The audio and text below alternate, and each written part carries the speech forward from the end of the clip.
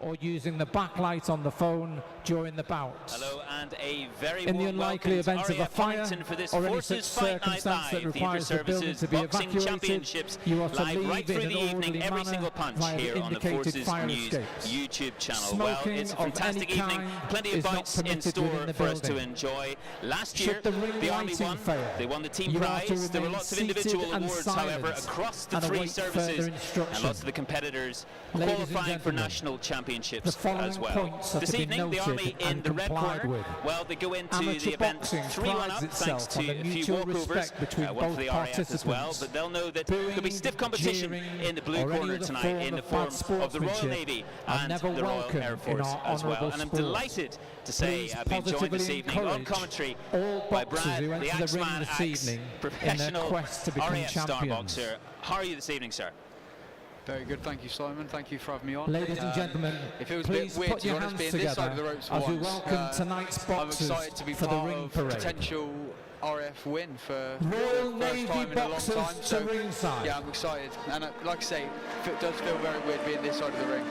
Well, as we get the boxers coming in, and you mentioned, of course, it's anyone's tonight. There's such quality across the board in the three services.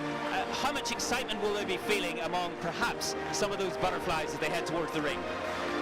Yeah, especially this stage now, the ring parade is exciting. You face to face with your opponent, which potentially will be the first time they have been today. Yeah, they'll be feeling very nervous but very excited. And these are the sorts of nights, I imagine, when you get some Army withdrawal symptoms, hoping to ringside. be in there. But of course, a wonderful honour for you to be watching some of those RAF boxers and indeed Navy and Army boxers, and just enjoying the quality on show as well. Yeah, definitely some withdrawal symptoms. However, it's nice to be this close, and I can't wait to watch the RAF hopefully smash it. You've of course got some very, very fond memories indeed of the Inter-Service Boxing Championships. Just give us a run through of what was going through your emotions, your head as you walked into the ring at the very beginning. Royal Air Force So boxers the UK to Forces ringside. for me was the pinnacle of it, and I got to the final in 2019 and lost unfortunately. So in 2022, after COVID and stuff, going back into them again, I was just so excited and wanted to put everything into it, and then yeah, managed to come away with a win, which was incredible. Pinnacle of my amateur career. And we know just how important this is, not just on the military boxing scene, but just how pivotal is this in the general boxing scene in terms of GB and for all those civilian boxers out there as well, how this ramps up the quality in the UK. For the national anthem. Of course, yeah, so this is our, this will be the regional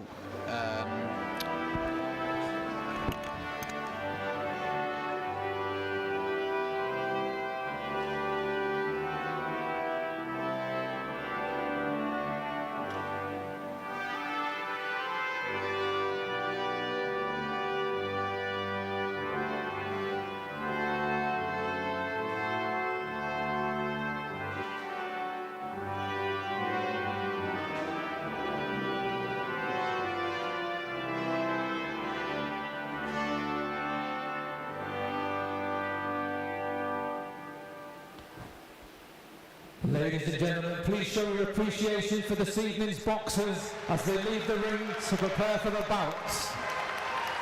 Well, a wonderful warm applause there, of course, for each and every boxer who's competing tonight, and they'll already be in the zone, no doubt about that as well. But just to touch on what you were saying before, Brad, about just how much this means for not only the boxers competing, but also the GB boxing scene in general. Yeah, definitely. So this is the first regional stage for the UK Armed Forces lads, and then after that they'll go on to the pre-quarters and the quarterfinals, semis, etc. of the national championship. So it's a massive stepping stone to go onto the national championships. Absolutely, and as we see some of the VIPs lining out tonight, just making their way and getting into their seats for a fantastic occasion. We've got 7 bouts in total tonight, and all the way from featherweight, 57 kg category, all the way through to the 92 kilograms and heavyweight as well. We have boxers from all 3 services. We've got men's and women's bouts to look forward to, and as we of course look through the list there, Brad, which boxers in particular are catching your eye to be able to keep a keen eye on tonight? So there's a few on there. One that stands out the most for me at the minute, Aaron Devine. So he is the first elite sports personnel from the RF for a long time. He's on with Boxing Scotland, so I'm really looking forward to seeing him in action. Marley Devitt, I actually boxed him out in Cyprus a few years back, so again it'll be interesting to see how he gets on. He's against Shaw-Tullin, who is a GB boxer, so again that should tee up to be a great contest. And you know, just in terms of the build-up to the event as well, we've heard the likes of Sergeant Ches Nihel, Army head coach, talking about how they've been at the home of GB boxing. You know, they've been in Sheffield trying to get themselves ring ready, and the other 2 services, of course, no doubt will be the same as well. Just put into perspective for us how much work each of these boxers will have been doing, and the kinds of setup that they'll have been having to try and get their minds as ready for this as possible. Yeah, so obviously I can only really go off of what the RAF do. They unfortunately don't have a full-time squad like the Army and the Navy do. However, I know that Flight Sergeant Kearns, the team manager, has put on a good camp over the last few weeks back at RF Bryce Norton, and they're all in tip-top condition, ready to go. They're lucky at Bryce Norton because they've got a close club, Windrush Valley, which they've supported the whole RAF team massively over the last few years and helped them develop. Just local, with like local sparring, bits and bobs like that, getting out and about to different clubs. So for the RAF, I know that they'll be ready. Obviously for the Navy, again, full-time squad. I'm sure that they've got out and about lots of different places sparring. And obviously, like you just said, with the Army getting up to GB, Sheffield and stuff has been good. But I know that the RF boys, they've been up there as well. So I know that they've had good rounds and they're ready. And I know there's immense, levels of gratitude for those clubs in the part they play as well, isn't there? Yeah, definitely. I think it's special so as boxing to get out there and have those different rounds and stuff with local clubs.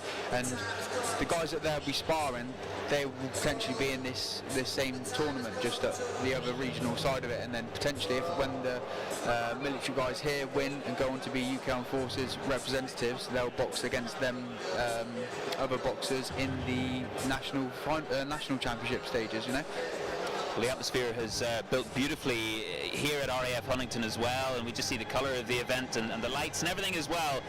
Just a word on I guess, your pride at the fact that we're watching the inter-services here tonight at RAF Huntington and the show they put on as well. Yeah, it's an outstanding show. The last time the RAF did it was when I won the UK Armed Forces at RAF Holton, and it was a great show. Boxers to ringside for bout number 1. It's massive, and especially with the chance of us winning it this year is going to be fantastic. So to it be at an RF station. To the red corner, Fusilier Matty Calderwood, well, all 3 British services, Army. Big hopes for tonight, looking very strong indeed across the board. The Royal Navy, the British Army and the Royal Air Force, and getting kicked off, what better way to start than the featherweight category, 57 kilograms male bout between Fusilier Matty Calderwood of the British Army going up against the man in the blue corner, air recruit Jaden Johnson of the Royal Air Force. And a fantastic matchup here, Brad. What can you tell us as we look at these 2 fighters? So Jaden Johnson, new to the RAF. To be honest, I don't know a lot about him. To the blue corner, a lot of the air recruit Jaden Johnson, so Royal Air Force. We're about to find out. And the cheers amplifying in volume here tonight, and the boxers being piped out, some pyrotechnics as well, and anything just to add to that sense of occasion. And Fusilier Matty Calderwood making his way into the ring for the British Army in this NAC qualifier bout. Just going through his final preparations, speaking to his coach. And our recruit Jaden Johnson preparing to step into the ring in the blue corner. Army RAF first up here. Both lads are looking in tremendous shape. Well, that's the thing, isn't it? I mean, there's no stone left unturned when it comes to getting in that shape, both physically and mentally. And the work that the backroom staff puts through as well, Brad, in getting these guys ready is so impressive, right? Yeah, absolutely. The coaching teams from all three services, they dedicate so much of their time, weekends, obviously build up bouts. This is the pinnacle of it, the national championships. However, the fights before, the weekends before, all the time the coaches give up, it's brilliant. It's almost a cliched phrase to say that a fast start is key, but especially with these, these quick bouts through the course of the evening. We've got 7 of them, and just as the fighters and the boxers, they size each other up here in the ring ahead of bout number 1. Well, getting off the blocks extremely quickly will be the key. That's it. They've got 3 rounds, and although it feels like a lifetime when you're in there, 3 rounds isn't a lot of time to Bout number 1 is a 57 kilogram contest comprising 3 times 2-minute rounds of boxing. Just about to get going here. In the red corner, representing the British Army, Fusilier Massey Calderwood. In the blue. And facing him from across the ring, boxing out of the blue corner, representing the Royal Air Force, Air Recruit Jaden Johnson. Good support here tonight. Blue corner Johnson, red corner Calderwood, your referee, Mr. James Battle. And boxers get ready to go. And jump into position here. And the officials get ready as well. And off we go. Fast start there. Very quick from both men. Calderwood trying to land some of those jabs very quickly, and realizing that Johnson is rapid in there as well. And trying to get the range here.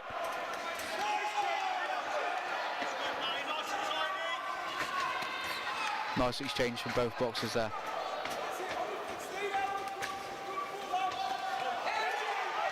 Nice good work from Johnson there.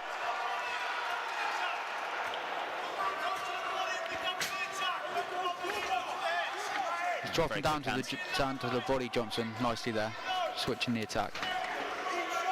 Yeah, very quick there from Calderwood.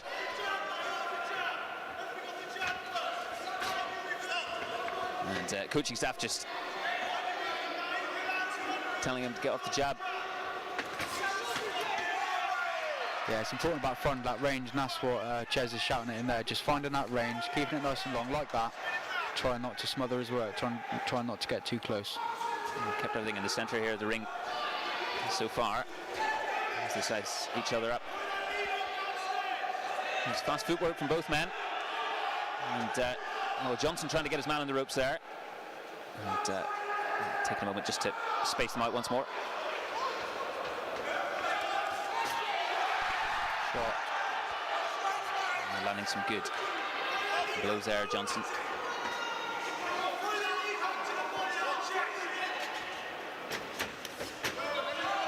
Quite impressed by Johnson's defences there. His hands are nice and tidy. He's not getting caught with much. Although Caldwell's throwing those shots, he's taking a lot of it on the gloves. He's looking compact there as he defends against those shots.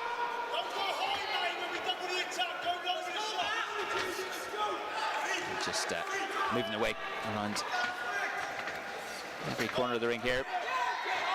And Johnson once again trying to pin Calderwood back.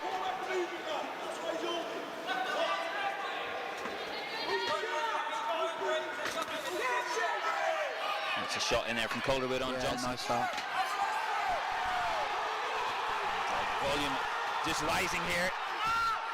Both looking for a strong finish. This first round has been full of energy here. It's Calderwood again, putting them through on Johnson's through his defences.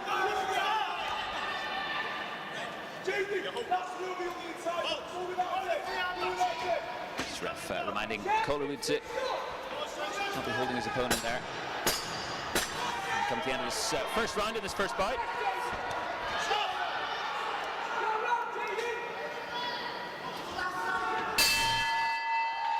Lovely first round. And first round done in the first bout of the evening. And, well, neither boxer leaving much out there, Brad. Yeah, for me, very, very close round.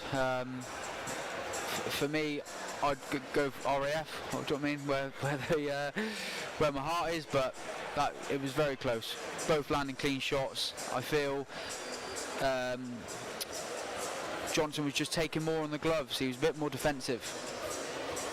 And Calderwood will be buoyed by that first round too.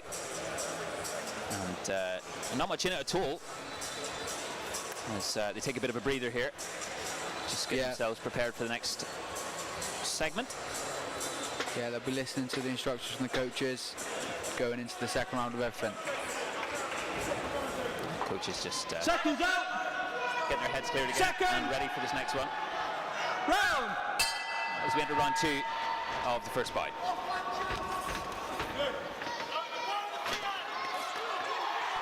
Very quick from Johnson. Yeah, nice left hooks there from Calderwood, sorry. And there's and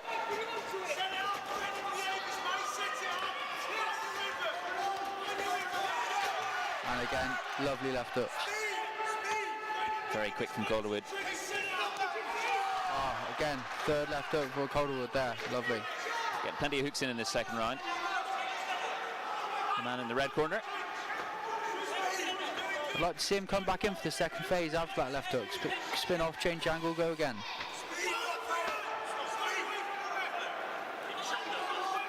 And, well, Nihil and his coaches calling for the speed.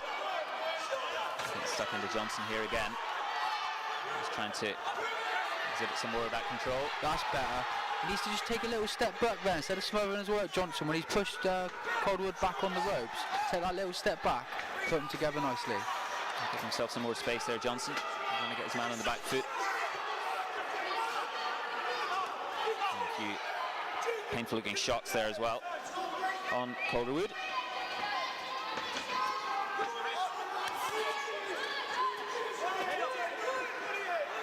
It's a furious left hook that Calderwood has. And Johnson just weaving out of the way of some of those. Yeah, nice distance control there by Johnson.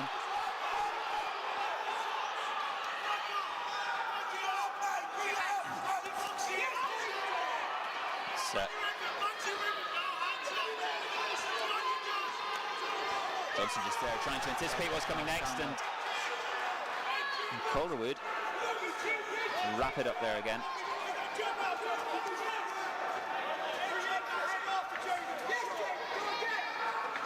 Again, taking a lot on the gloves there, Johnson. Lovely defence work. And he's had time now to suss Calderwood's attacking prowess out. But Calderwood still putting those left hooks together nicely. Down to the body, up to the head. Lovely by Calderwood. Calderwood likewise has been seeing what he needs to do here. As Johnson continues to try and move him around the ring. And he's trying to stay off those ropes. Brilliant, brilliant boxing though so far. Fantastic quality on this Inter-Services Boxing Championships Forces Fight Night. As we approach the end of the second round. And fantastic from both men yet again in this second round. Lovely. And, well, if we said there wasn't much in it in round number 1, what's your take there, Brad Axe? Again, for me, blue corner. He's landed cleaner there. Although the left hooks were getting thrown in nicely from the red corner. It's close. This is why I'm not a judge. That's why I'm putting you in the spot. That's why. Yeah, very difficult to really pick apart anything from these two boxers. You know, it could quite easily be one round apiece here. The judges certainly have their work cut out tonight. Definitely, and that's the thing with this sort of finals. The quality of boxing is going to be so good, and with only 3 rounds between to decide, it's hard. It's going to be a hard night for the judges. And it sets the tone, doesn't it? So if you're up next and you're watching what's going on, well, it definitely lifts your level as well, doesn't it? Could be all in this last round though, so let's see. Well, both men have come out furiously. I think they both know it's all in this last round as well. It's all here. They're throwing in everything. They know that this is their huge chance. It's surprising 9 minutes doesn't sound like a long time, but when you're in there throwing shots that much and that hard, then it's a very, very, very long time.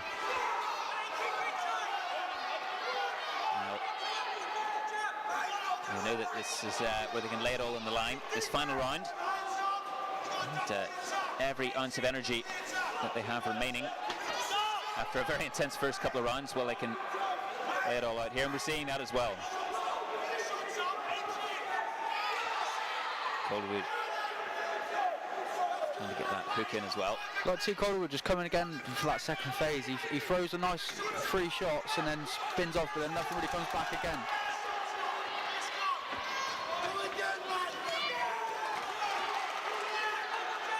It's impressive from both men here.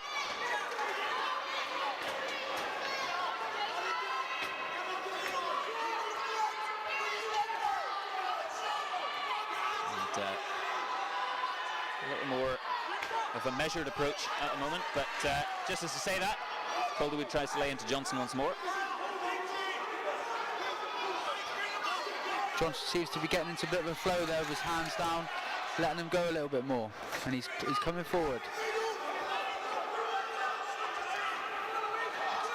Nice bit of ducking there from Calderwood.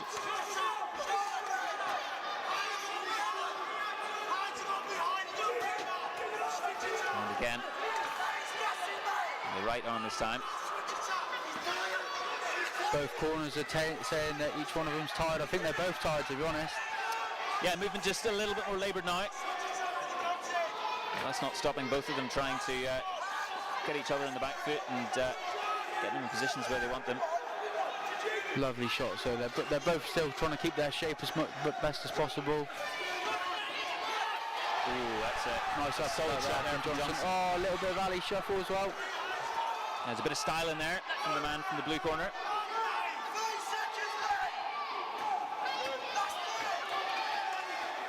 And they'll both know that it's not long to go here. Lovely. It's a lot of defensive work from Johnson as well.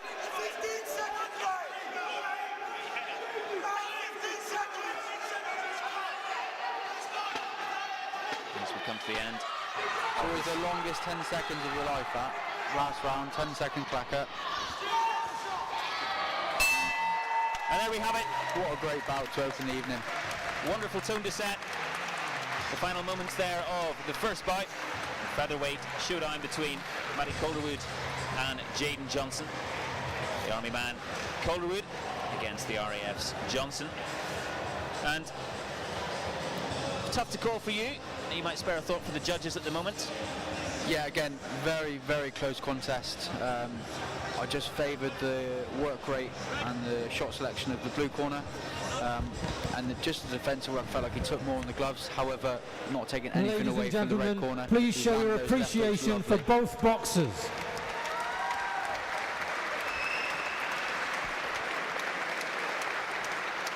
And the winner of bout number 1 and 2025 UK Elite Boxing Champion, boxing out of the blue corner, Jaden Johnson. Again, not taking anything Please show your appreciation for the runner-up, Fusilier Matty Calderwood. He boxed lovely, but 1-0. Well, it's a win for blue to start the evening. And Jaden Johnson, a very happy man as he exits the ring. Getting a win on the board for the Royal Air Force at RAF Huntington to kick off the evening, and a fairly happy camp, I'm sure, in the RAF there. His coaches will be delighted with that. Presentation of awards for bout number 1 will be made by Air Vice Marshal Phil Robinson, President of the Royal Air Force Boxing Association. I think could have gone even way, but again, I had the blue corner winning, so I think they were happy with that. Firstly, to your runner-up, Fusilier Matty Calderwood, British Army Boxing. And, words of encouragement and praise for both boxers, of course, as they go to collect. Johnson goes to collect his award. The first of the evening, presented by the President of the Royal Air Force Boxing Association, Air Vice Marshal Phil Robinson. And to your winner and 2025 UK Armed Forces Elite Boxing Champion and NAC Qualifier, Air Recruit Jaden Johnson, Royal Air Force Boxing Association. And that element, of course, as well, NAC Qualifier, Brad, that just adds extra hype and extra meaning to these bouts. Absolutely, and it's one of them, you almost, once you get that win, you're absolutely buzzing to have got the win, but then it's the realisation after you've been buzzing for 20 minutes of, okay, right, switch on now, we're back to it next week in the pre-quarters. So yeah, he'll be buzzing. I'm sure he'll go on to do really well in the national stages of the championships. And it'll give a lot of confidence to the RAF camp as well, as he goes to see some of his boxing mates tonight as they prepare for their bouts. Yeah, definitely. One RAF win in the bag. We have all three services represented proudly tonight, and 7 bouts in total. Looking ahead to women's welterweight coming up next. It's the 66 kg category, 63 to 66 kg category. And it's always a fantastic evening of boxing, the Inter-Service Boxing Championships, live in this Forces Fight Night. And great to have you along with us as well on Forces News YouTube. Do let us know where you're watching from, wherever you may be throughout the UK, or further afield, of course, as well. Or indeed, here in the audience, RAF Huntington too, if you're following our live stream. And it's great to have you along with us. And it's great to be bringing to you this wonderful night of boxing live, every punch throughout the evening. Just reading some of the comments there as my cousins and my auntie, so hello guys if you're watching. Well, it's always nice to be getting that message of support wherever you are around the world as well. And it is great that the support that these guys and these women are getting is, of course, international as well, and the things that they go on to do, things they go on to achieve all over the world.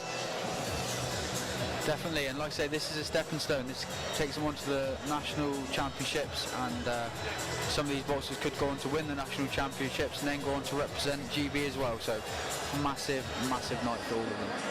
Well, we know, of course, as the bout list goes through the evening, that we're moving up in weight categories, but I'm sure there are some boxers out there who prefer to get going first. I'm sure for Jaden Johnson, especially with that victory, he'll be pleased to get his night done with first, and to get that win on the board, and use that, any of that nervous energy that he may have had, to good use. He can come out, sit there with a belt wrapped around his waist and enjoy the rest of the night of boxing. I was always on near the end, and it was lovely seeing everyone come back after getting the win, or them come back saying they've lost, but again, it just builds the nerves. But yeah. How did you prepare then? So obviously, as you wait through the evening and you're on near the very end, what were your routines, your methods? So I always found it easier to come out and watch a little bit of the boxing. I found being in the change room by myself makes you feel a bit more nervous, I'd say. Whereas being out here, talking to people that have come to support you, chatting to the different coaches, different people that are there to watch other people as well. I found it just helped me cope with the nerves a bit better. And then maybe an hour or so before my fight, I'd go back on. That was when it was time to switch on. And you'll of course be acutely aware, no matter I guess what your routine is and how far away from all the action you're trying to get your head in the zone, but you'll be aware of what's going on behind the scenes. Yeah, of course. Even if you're out here and you're watching, you're chatting to people and stuff, you know what time you're on, and you sort of subconsciously you're getting yourself ready from the moment you've weighed in for the rest of the day. You're getting ready. And of course, it's a fairly large carrot that's dangled in front of anyone that's in the military that wants to be competing at this level, wanting to be taking up boxing and really be battling for pride and for glory for their service as well. It's a great showcase in that respect too. Yeah, definitely. So this week at Hollinson, they've had a festival of boxing on as well. For those who, a few people have never boxed before were on it, a few people who've had a couple of bouts were on it as well. Just sort of showcasing what the RAF Boxing Association can do to help people get out there and have the bouts if they want it. So overall, a class week for RAF boxing, and hopefully it's going to get a lot better. You mentioned, of course, from an RAF perspective, but across the three services there really is that wonderful respect, because you know that you're laying it all out there in the ring. You know what you're going up against. You know how much effort you have to put Ladies into and gentlemen, please put your hands together as we welcome the boxers to ringside for bout number 2. To the red corner, representing the British Army, Captain Rachel Rose. Fight number 2 of the evening. And we have Captain Rachel Rose of the British Army, who'll be in the red corner for the second bout. The women's welterweight 66 kg category NAC qualifier once again, Brad. And Piper just adding to that wonderful atmosphere as well. Yeah, so I've not seen either of these box before, so this should be entertaining. And to the blue corner, representing the Royal Navy, leading PT Billy Matthews. And Rose's opponent this evening, leading PT Billy Matthews of the Royal Navy for this women's welterweight clash. Beat her opponent at last year's event, did Matthews, setting her sights on a national title, and said earlier when we got behind the scenes at some of the training that she'd love to get an England vest and go international. So wonderful ambitions there, as each of these boxers has. And just a reminder, of course, as well, of the quality, talent on show, and the aspirations, of course, that result from nights like these. And both these boxers get ready to head into the ring. And if the first bout is anything to go by, we're in for another cracker then again. Yeah, honestly, I think the quality of boxing all night is going to be absolutely fantastic, and we're very lucky to be sat here ringside. And the Royal Navy this time entering this evening's proceedings in the blue corner, going up against the British Army. Captain Rachel Rose coming in there. A couple of different coaches in the corner for this one. Aspire Boxing Club from Sheffield, so shout out to them. I guess she is obviously serving in the army, but maybe she trains at that local gym, what we were touching on earlier with regards to local gym supporting the forces. So yeah, shout out to them. Play a huge part in getting all these boxers ready. And the British Army this week spending time in Sheffield, home of GB Boxing, and Sergeant Ches Nihill, their head coach, just saying how much confidence really that is giving his boxers, you know, how much they got out of it, and reminding everyone, of course, that they're not just sparring against anyone, they're sparring against top 5 in the world, so some of the top boxers in the world, and just wearing that army strip with pride this evening, and boxing for each other, as are the Royal Air Force and the Royal Navy, and the Navy, of course. We're hoping that Billy Matthews can do them proud in the ring here. She's up against Captain Rachel Rose. Bout number 2 is a 66 kilogram female contest comprising 3 times 3-minute rounds of boxing between, in the red corner, representing the British Army, Captain Rachel Rose. And facing her from across the ring, boxing out of the blue corner, representing the Royal Navy, leading PT Billy Matthews. Blue corner Matthews, red corner Rose, your referee Mr. Stu Mack. So it's Rose and Matthews in the second bout of the evening. This female women's welterweight clash. In the Army in red and the Royal Navy in blue.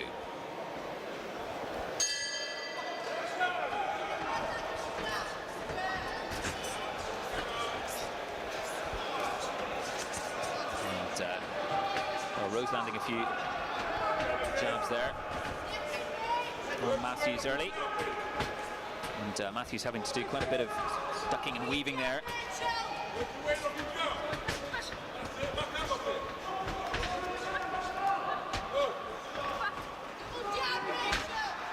Very busy from both already.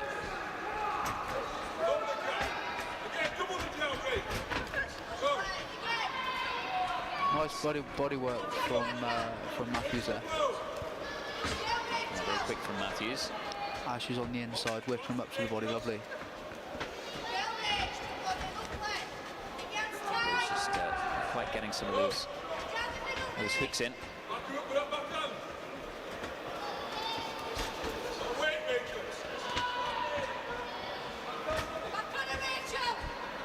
Matthews to do quite a bit of defensive work there too. Yeah, Rose is countering nicely though. She tucks up, takes her shots on the elbows, and she counters off nicely there. Good for Matthews.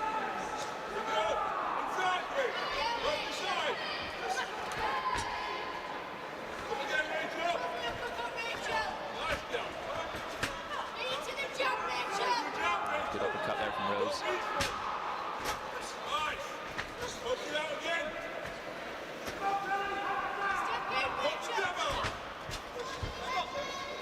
Blue just needs to not get so close. She's almost lunging in a little bit and getting too close, smothering her work a little bit. Keep it a little bit longer, get on the jab.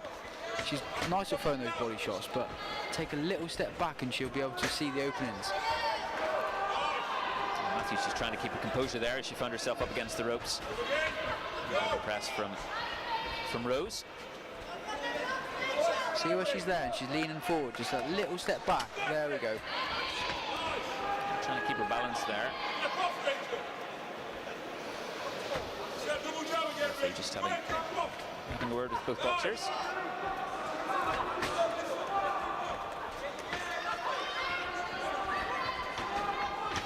It's been a very energetic first round so far here, Brad. Yeah, I think Red's taken a lot more on the gloves. Similar situations like fight before. I think Blue's almost being a bit more active. Lovely work to the body, but the shot she's throwing upstairs, Red's nice and tight, apart from then. Commentator's curse. It can happen. This comes to the end of this first round. And both boxers have put in a fairly good account of themselves. First up. Let's get a little treatment from their coaching staff. And a little bit of a breather as well.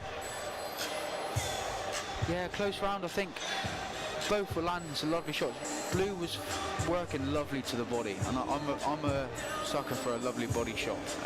But I think Red was a bit more active, and I think the judges will favour that. Yeah, once again, tricky for the judges here. The first round, it's well, had something for everyone. And Rose and Matthews get ready to go again. Just and both coaching setups as well, of course, have been very, very vocal throughout. And the ref just gets them in position. That's also the quickest minute you'll ever have in your life, as well as the minute off. Yeah, it's that juxtaposition between longest time and shortest time. Lovely shot there from Rose, yeah.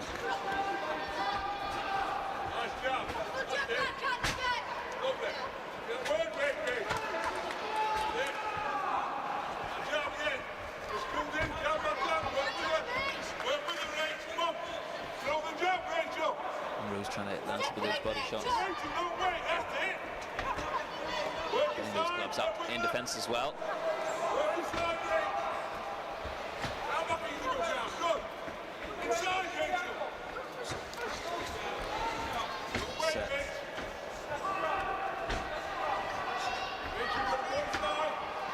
Matthews as well, though, trying to just stop her flow.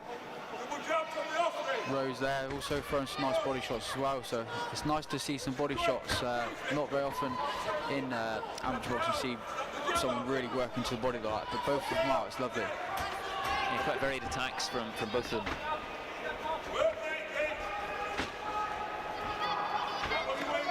Matthews trying to get Rose pressed back there, and Rose just woman from the red corner just doing well to work her way back in towards the centre. The work rate's definitely coming from the blue corner, but I feel the bigger shots at times are definitely coming from the red corner. Rose with a measured approach here so far in the second round.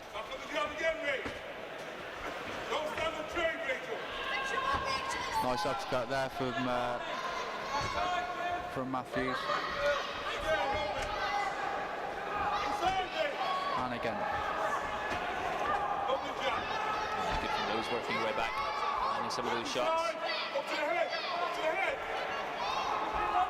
And some to the head there from... Oh, it's lovely.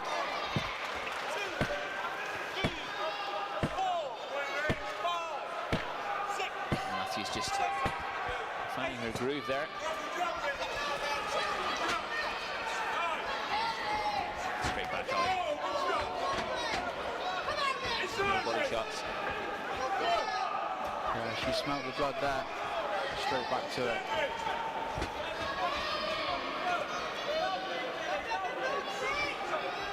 And Rose just fighting for a bit of balance there as well. I think she actually hit that back up sign a little bit, to be honest. Made her slip a little bit.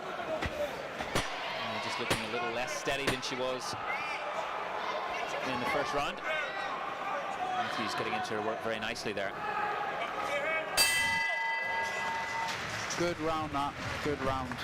Just for those listening, obviously red corner was awarded the count there, but that should have no effect. It doesn't mean that you get a point deducted or anything like that. Okay, so you could potentially still win a round even if you do get an 8 count. I do think blue won that round anyway, but yeah, just so you guys are aware, that's not a point deducted for the standard 8.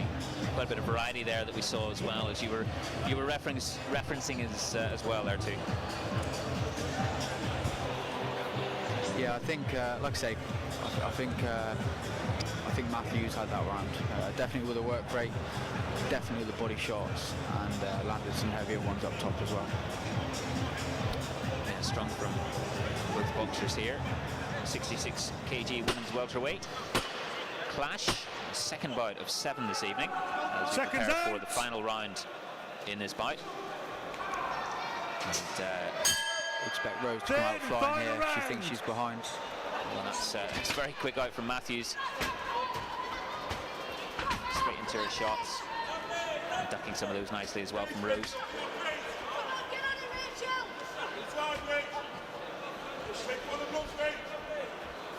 Rose up against the ropes. Just a little bit more on the back foot now as well, Brad. Yeah, although she's countering nicely on the back foot.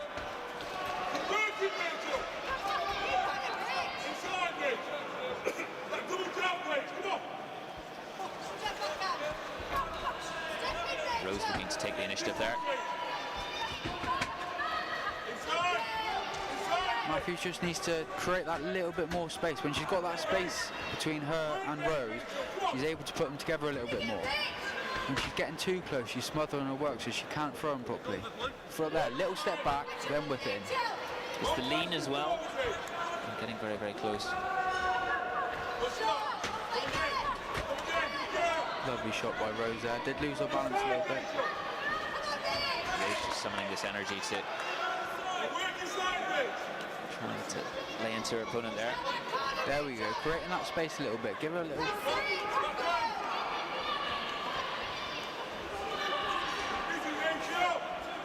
Definitely still the work rate from the blue.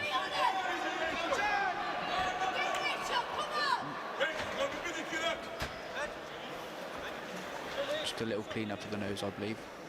Yeah, just a little bit of a bit of leakage there, but otherwise okay from Rose.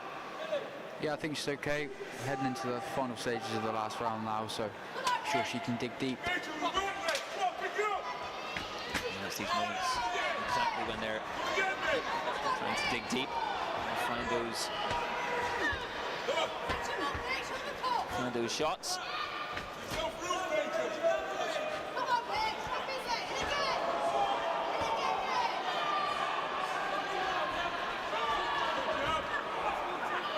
Ferocious from both boxers here in the closing stages. Lovely shots.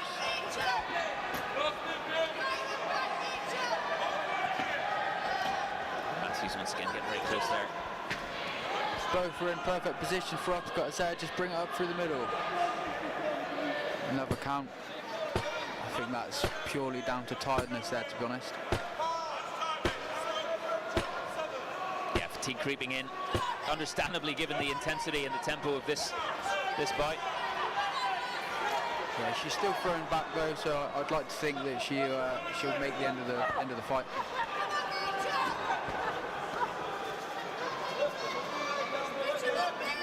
Definitely the work rate from the blue still, and that's what's causing Red the issues here. And Rose looking nice steady once again. Into the last 10. What has she got remaining here, Rose? Still throwing shots. Still giving it everything here.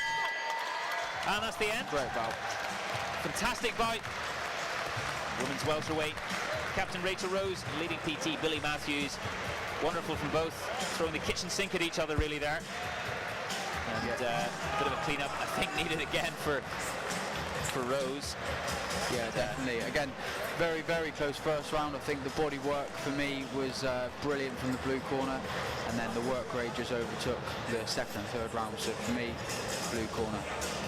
What impressed you the most in that fight?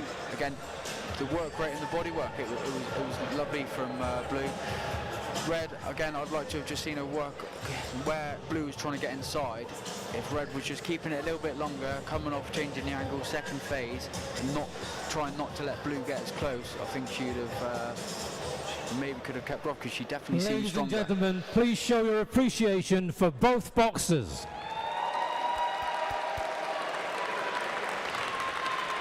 And the winner of bout number 2 and 2025 UK Armed Forces Elite Boxing Champion and NEC qualifier, boxing out of the blue corner by a unanimous points decision, leading PT Billy Matthews, Royal Navy. Wonderful result for Matthews there, unanimous Please show decision. your appreciation for the runner-up representing the British Army, Captain Rachel Rose. Fantastic from both there, Brad, but deserved, well-deserved for Billy Matthews. Yeah, definitely. Like I said before, I think we're going to be repeating that phrase all night. Great, great bout. Yeah, Matthews deserved the win.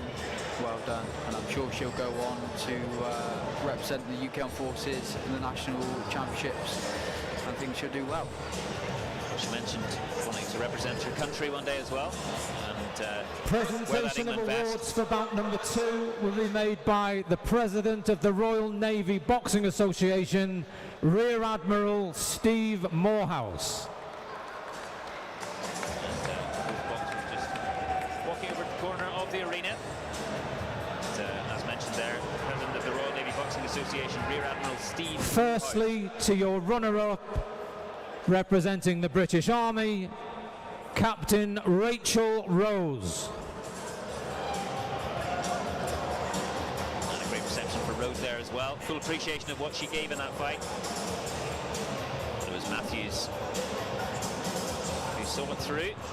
He got close at times, but deserved a win in the end. Unanimous points decision there for leading PT Billy Matthews, who's about to receive her award, presented by Rear Admiral Steve Moorhouse. I don't know if you've been over, have you seen the belts that they get? They're beautiful as well, so yeah, she'll be honoured to have that round her waist. And to your winner and UCAF Elite Champion, representing the Royal Navy, leading PT Billy Matthews. Well, you mentioned the belts there, Brad, and it's fitting, of course. It's only right that quality of this sort, talent of this sort as seen in the ring is matched with awards that are just fitting and just right. Absolutely. And like I say, they'll have them at home on their mantelpiece for the next year, looking at every day, knowing that they've deserved the win there. Nice thing for the family as well, and for mates to see too. Something that you can perhaps show off at some dinner parties as well. Yeah, definitely. So with the UK Armed Forces belt as well, if you win it 3 times, you defended it a couple. Well, so if you've won it and defended it a couple of times, you get to keep it as well. So I'm sure that'll be on the to-do list for a few of them. Well, it's been a strong night so far for the blue corner. A win for air recruit Jaden Johnson of the Royal Air Force in the first bout. And the featherweight bout first up this evening. And then in the women's welterweight, as we've just seen there, Billy Matthews, leading PT Billy Matthews of the Royal Navy, winning through for the blue corner. So, how will British Army respond? And we look ahead to 6-7 kg category welterweight coming up next.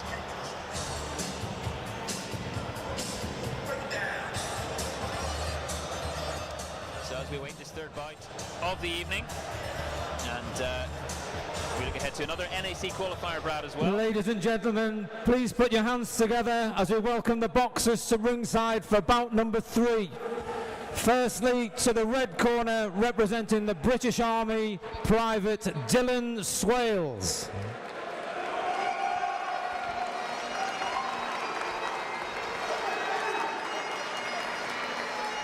And Private Dylan Swales of the British Army in the red corner, coming out here, piped out of course as well, and he'll be up against Air Specialist 1 technician Blaine Lambert of the Royal Air Force. Private Dylan Swales making his inter-services debut, moving up a category as well. Show your appreciation as we welcome the boxer to the blue corner, representing the Royal Air Force, Air Specialist 1 technician Blaine Lambert. Yeah, so I know Blaine quite well. This will be his third time competing in the UK Armed Forces. He's a two-time champion. Won at, forgive me if I'm wrong, Blaine, 63.5 kilograms. Won at 71 kilograms, and now he's come back down to 67. I spoke to him earlier. He said he feels strong. He said he feels sharp, and hopefully he can put on a dominant display here. So Lambert, who's moved down a category, and Swales, who's moved up a category for this season, and said that training camp the British Army was on in Sheffield, home of GB Boxing, filled him with a lot of confidence. Both men, of course, strutting out here, plenty of confidence, just receiving some last-minute attention from their coaching staffs, and making sure everything is prepared as it should be as they get ready to go, Brad. Yeah, so they get their wraps checked, the gloves get a final check over, and then they put the gloves on the outside of the ring and jump on in. And then they get a final check over on the inside, again, size of the gloves, make sure they got the box on, gum shield in, and that they're happy. And a lot at stake again with this being an NAC qualifier, fight 2. Yeah, both lads are looking pumped up. I'm excited for this one. So we've got Swales of the British Army in the red corner going up against Lambert, Royal Air Force, in the blue corner.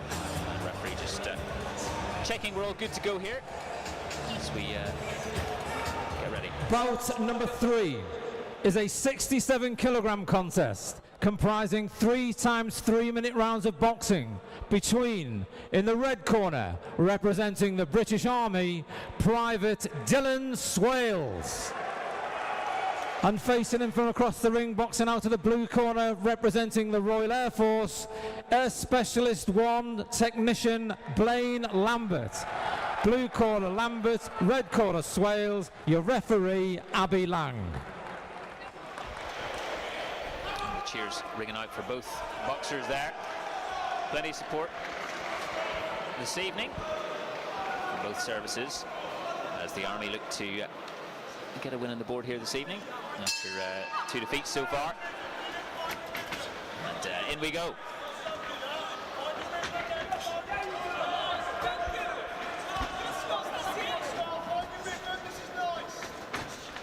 Finding the range here, both boxers. Lambert trying to take the centre of the ring straight away.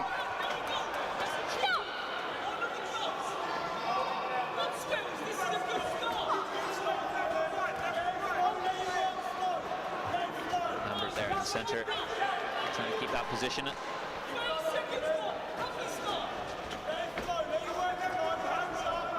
Doesn't want to wait too long. And just sizing Swales up here. First time for Swales in this competition.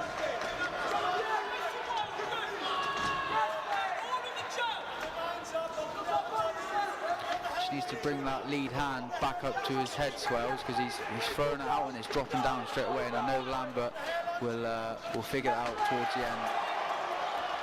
And he is figuring it out here, Lambert.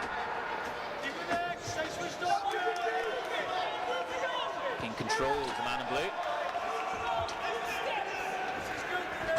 It's surprising how much that drains you as well. When you've got someone pushing you back and taking that centre, that will be draining Swales there. And Lambert looking to stay as measured as he can here as well. Swales is countering nicely though. When Lambert's coming in, he's throwing his shots. Swales has always got something to say on the end of it, which is good.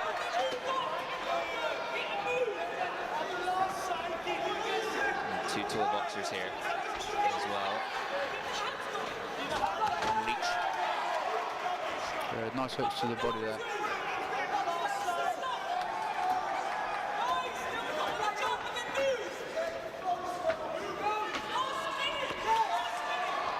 Swales is getting some encouragement from his coaches on his footwork there. I think he just needs to take his feet with him a little bit. Sometimes he's throwing those shots then without coming into him, so he's going to be out of range.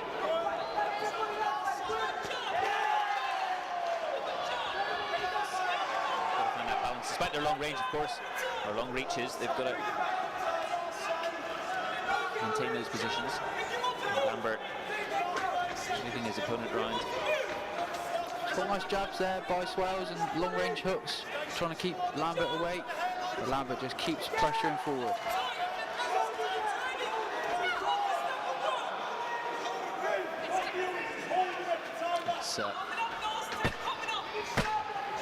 He's coming in hot there, Lambert.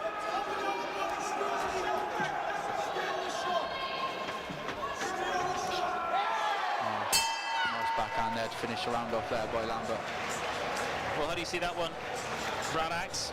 Yeah, I think the pressure from Lambert and the cleaner shots definitely come from Lambert there. So for me, that's one round up to the blue corner. However, Swales was throwing some nice jabs and lead hooks there, but just the work rate there from blue was a bit too much for me. Swales looking to work his way into that bout. Looks as if there's plenty more to come from him, but Lambert getting that positional advantage there, and as you were saying, looking good in that first round. Yeah, I think the pressure will start to tire Swales as well. If he's not stabbing that jabbing a little bit more, he's almost just flicking it out, trying to keep him away, and it's not doing the job, it's not keeping him away, so he needs to stab it in a little bit more to actually keep Lambert away. Lambert will be fully aware of that as well. That's a better jab, stronger jab, to actually tell Lambert that he's there and doesn't want to move back. And just keeping Lambert honest, as they say, in his movements.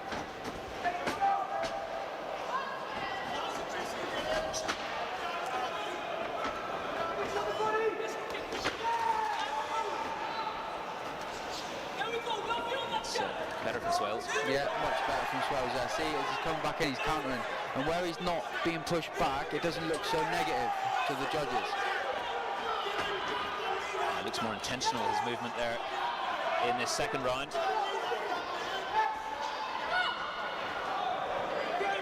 Referee just keeping Lambert, keeping him right there.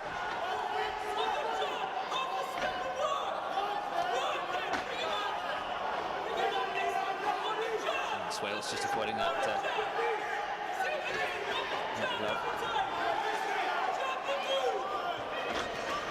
That's much better from Swales. Go back in for that second phase again. And Swales showing what he's all about here on his IS debut in this second round.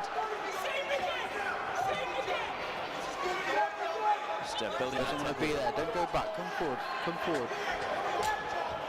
That's where Lambert wants him. He's able to size him up in that position.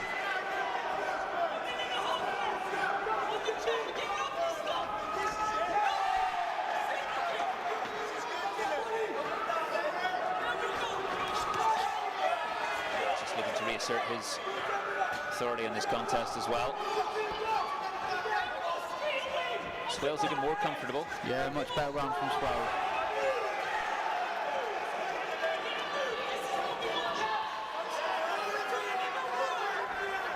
defence is better on that back foot as well. He's moving his head a little bit more, he's taking more on the gloves. Just needs to be a little bit more offensive, I feel. He needs to just throw a little bit more. It's all well and good missing the shots, but he needs to make him pay after. Lambert. Swales just getting out of the way there, moving back towards the centre of the ring. Good, see how he slipped back, moved out of the way of that, and then nothing come back on the end. Swales doing better now also defensively to dodge some of those punches.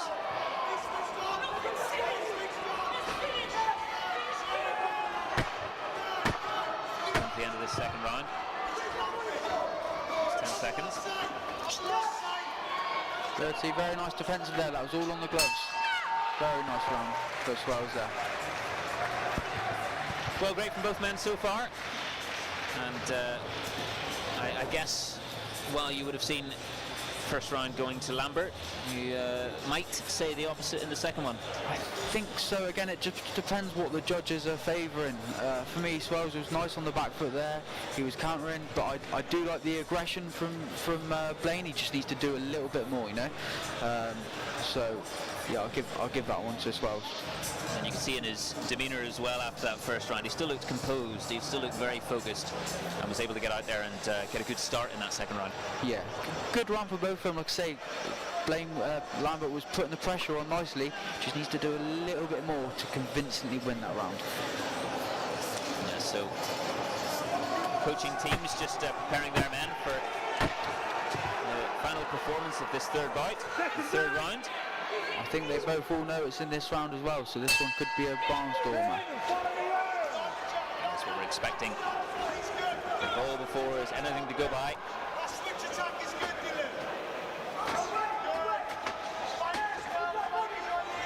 It's quick from Lambert.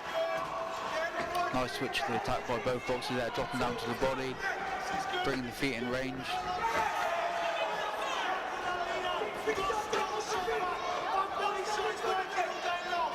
Some body shots in there. Swales. Yeah, as Chez says there, that body shot is working, but it's also working for Blaine. He's doing the same thing, so it's How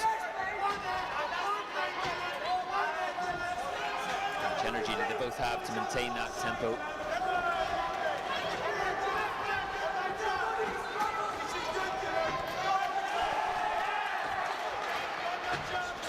nice shots by Swales, and then nice counter shots from Lambert.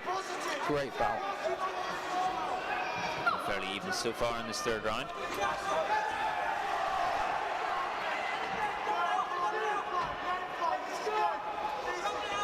This is one of those fights where it's very close and it could be all just in one big shot that lands and makes the judges think, yep, that's the winner for me. How exciting that is the case at this stage of the fight.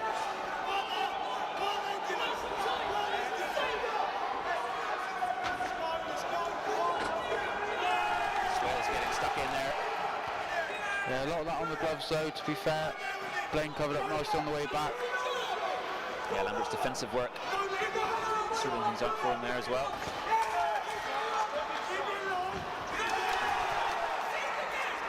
Nice job there from Swales.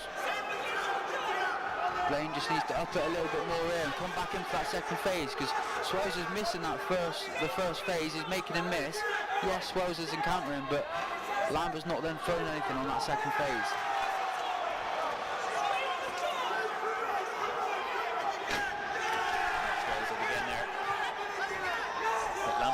See how he's thrown that, missed, and then he's not throwing again, and then Swales is countering it. Yeah, good counter there from both men.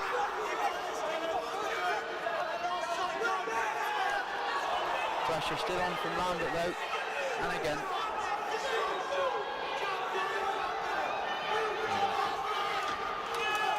Pressure kept on from both men here.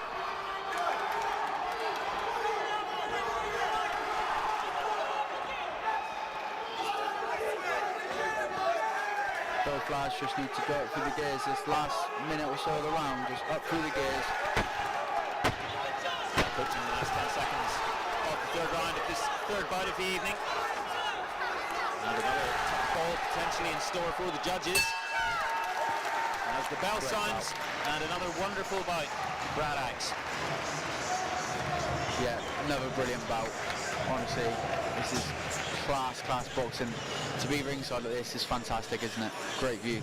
And I guess it gives you that opportunity when you're not in the ring, of course, to be actually just getting more of a sense of the quality that's out there as well. Definitely. It just sometimes makes me more nervous not doing it though, because I'm like, oh. Yeah, but it's good.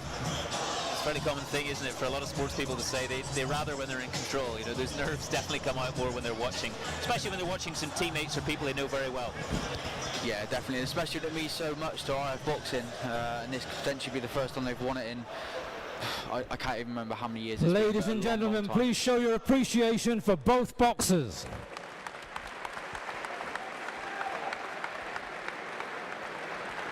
And the winner of bout number 3 and 2025 UK Armed Forces Elite Boxing Champion and NAC qualifier, boxing out of the red corner by split decision, Private Dylan Swales, British Army. Please show your appreciation to the runner-up, Air Specialist 1 Technician, Blaine Lambert, Royal Air Force. Although Blaine was pressuring him, he just wasn't quite doing enough.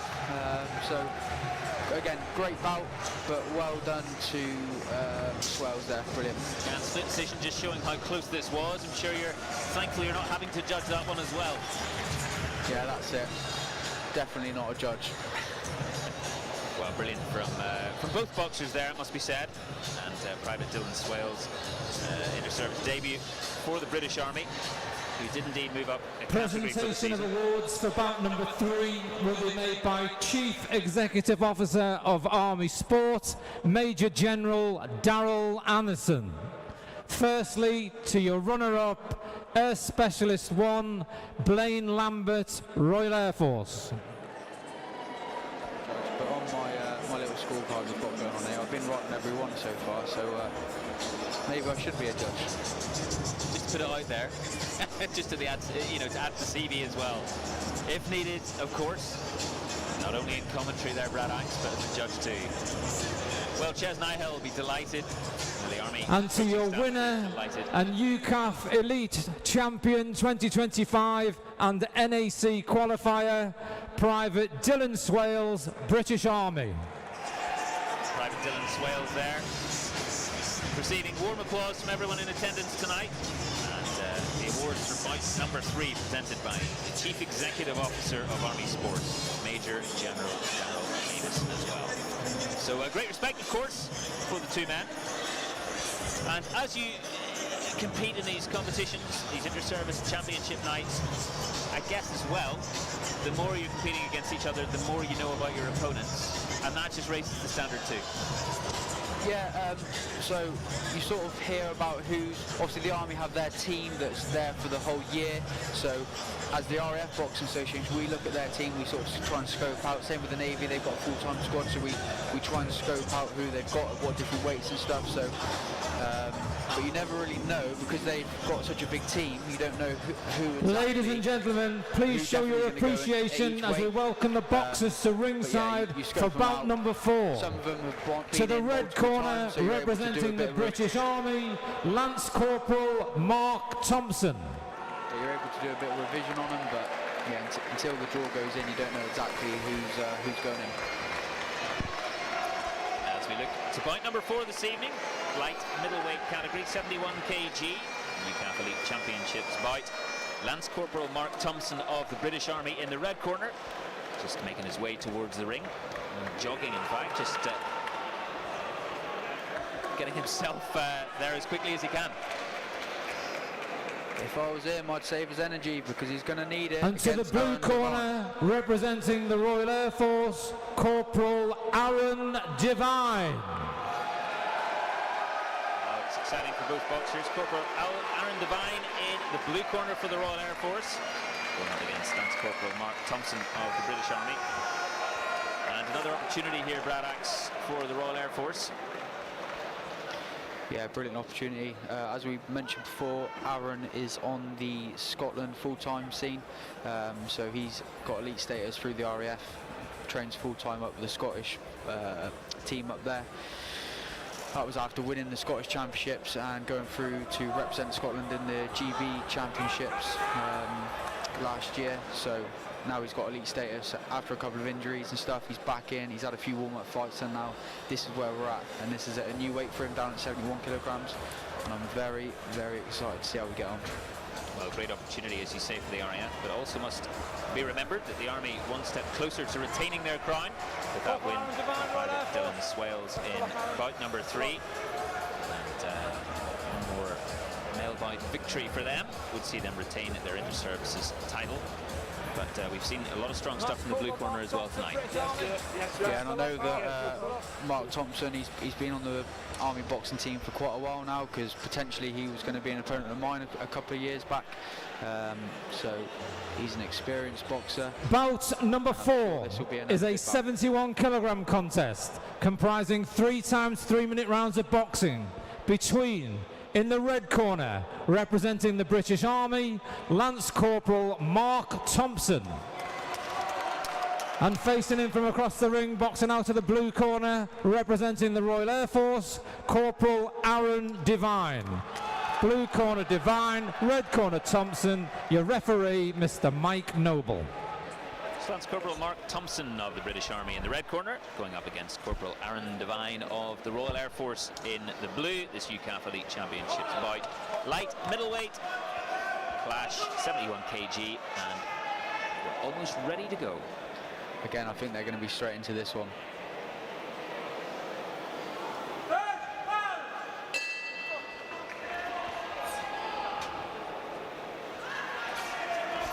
Mark also boxed a friend of mine, Jordan Giles, years ago in the development championships.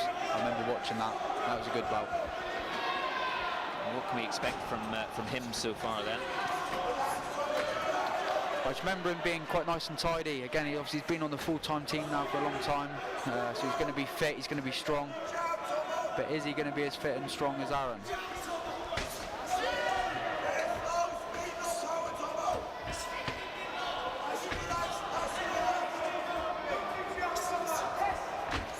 Just coming in there after keeping his distance. Just finding the ranges here. Both lads trying to feint, trying to draw him on, trying to upset each other's rhythm.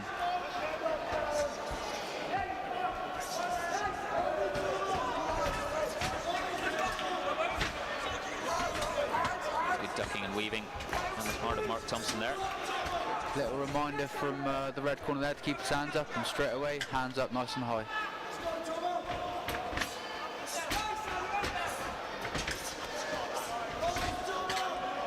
Thompson just... That's good from Devine.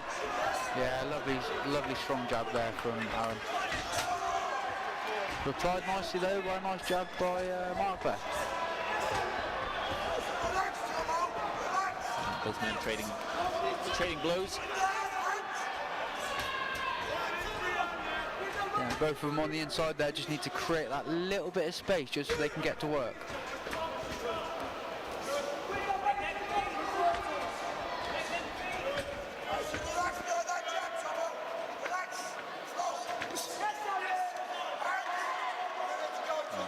Thompson making that effort to come in and try and upset Devine's balance there.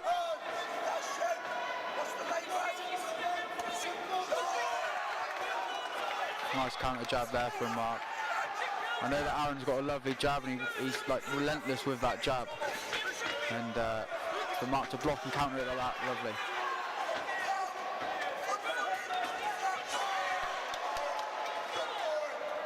And it's looking good from Mark Thompson.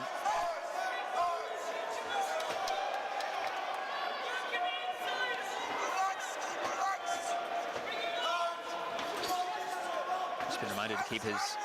Nice left hook from Aaron there on the inside, followed up by a nice double jab. Oh, counter lovely with double jab backhand by Mark though. Thompson really taking it to his opponent here. Just needs to be careful on the way out there, Mark, with his chin quite high up in the air and his rear hand down, because Aaron will counter with that left hook. and if his chin's up in the air, he's going to get caught. But again, good round right there by both. Who are you giving it to? Red or blue at the stage? That round, who did it better? Close. I do think that the better, cleaner work probably from the red corner. Aaron just needs to be a little bit busy over his shots and come off on that second phase. Again, he's throwing a nice double jab backhand, but then Mark's countering that, and then nothing's coming back from Aaron. So again, that second phase, go, counter, go again.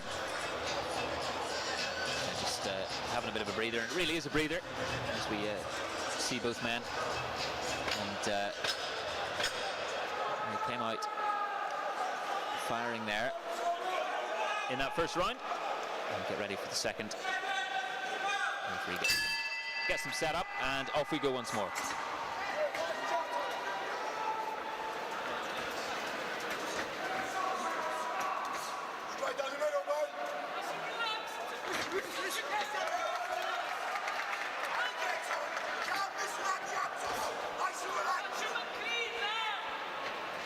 Thompson just being told to stay relaxed by his coaches. I'd like to see Aaron just come back in for that second phase. He's throwing that jab out, he's drawing the shot out of Mark, and then nothing's coming back in the end of that. Get those gloves nice and high as Thompson.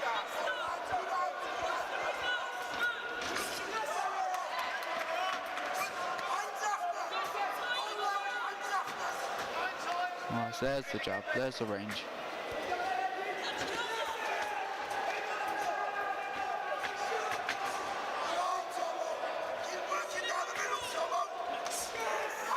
Just landing a few shots there of his own divine.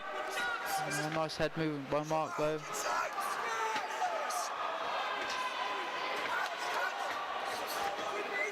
It's better from Aaron there. Lovely shot to the body.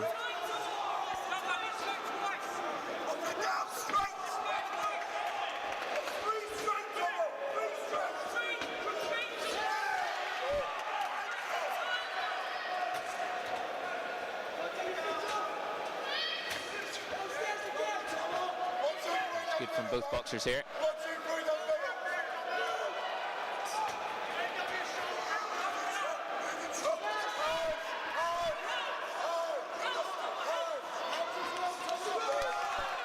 Lovely shots from both of them there. Yeah, it's a case of anything you can do, I can do better, or stay equal to. Looking up to task. Thompson trying to get Divine where he wants him here a little bit more.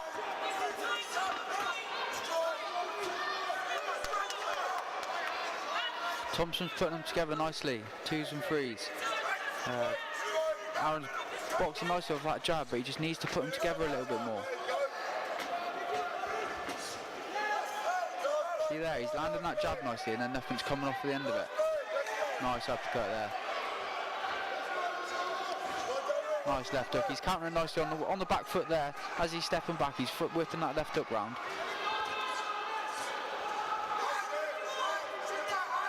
Keeping the pressure on here, Thompson. As we approach the end of the second round.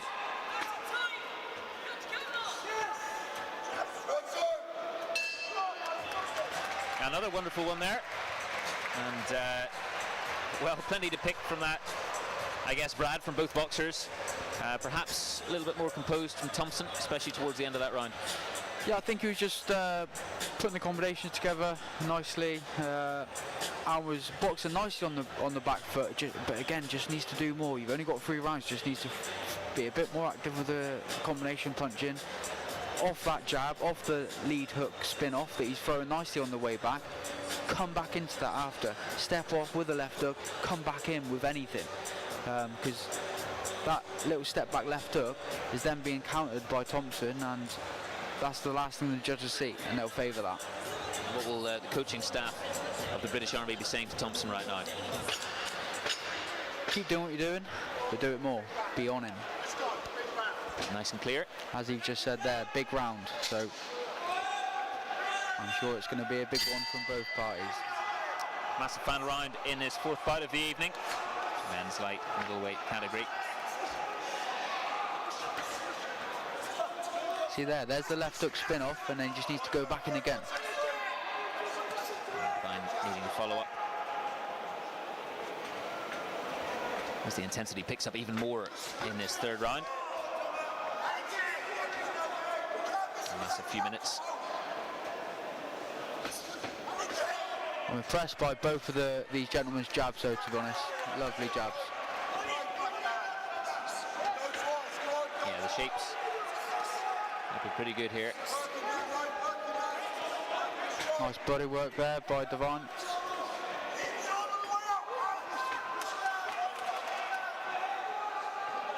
Thompson just keeping that intensity up. Yeah, the work rate's definitely there from Thompson. Hands up on the way out there, though, because that's what he'll get caught with.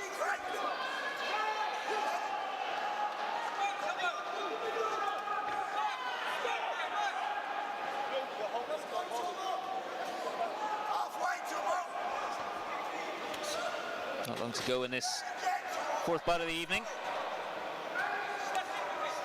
Final round.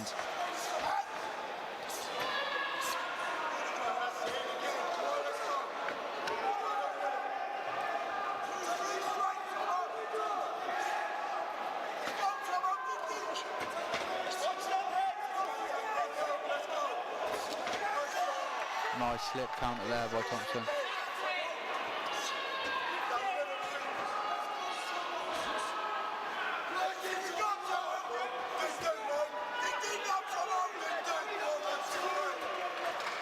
Going to summon all the energy remaining. Both boxers here.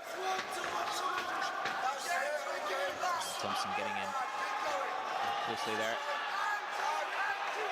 Losing his footwork a touch. And he's back to it.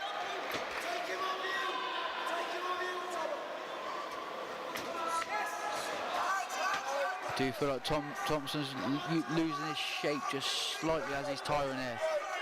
Devitt could take advantage of that. Just looking a little more staggered here, Mark Thompson. But he is still coming forward, he's still throwing shots.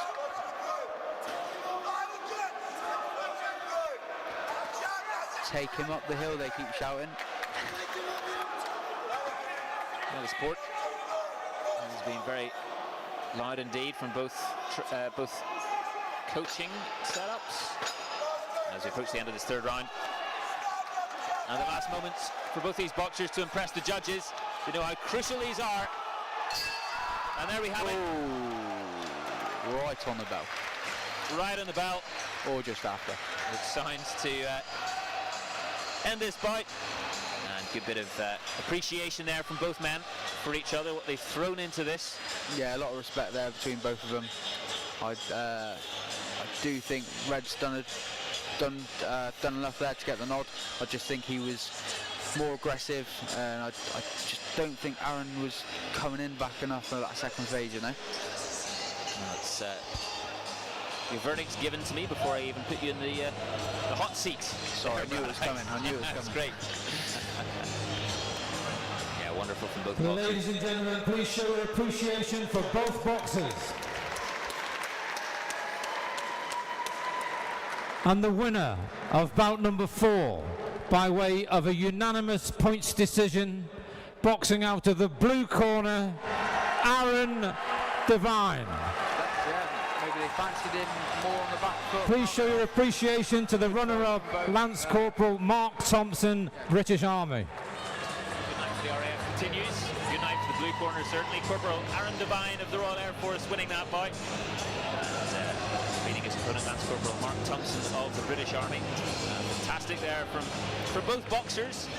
And once again, not easy to call. The first 4 bouts of this evening have been absolutely brilliant. Presentation of awards for bout number 4 will be made by the Chair of the Army Boxing Association, Brigadier Chris King.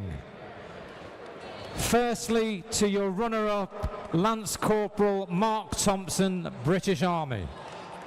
Definitely had the higher work rate there, but obviously clearly they were liking the cleaner shots.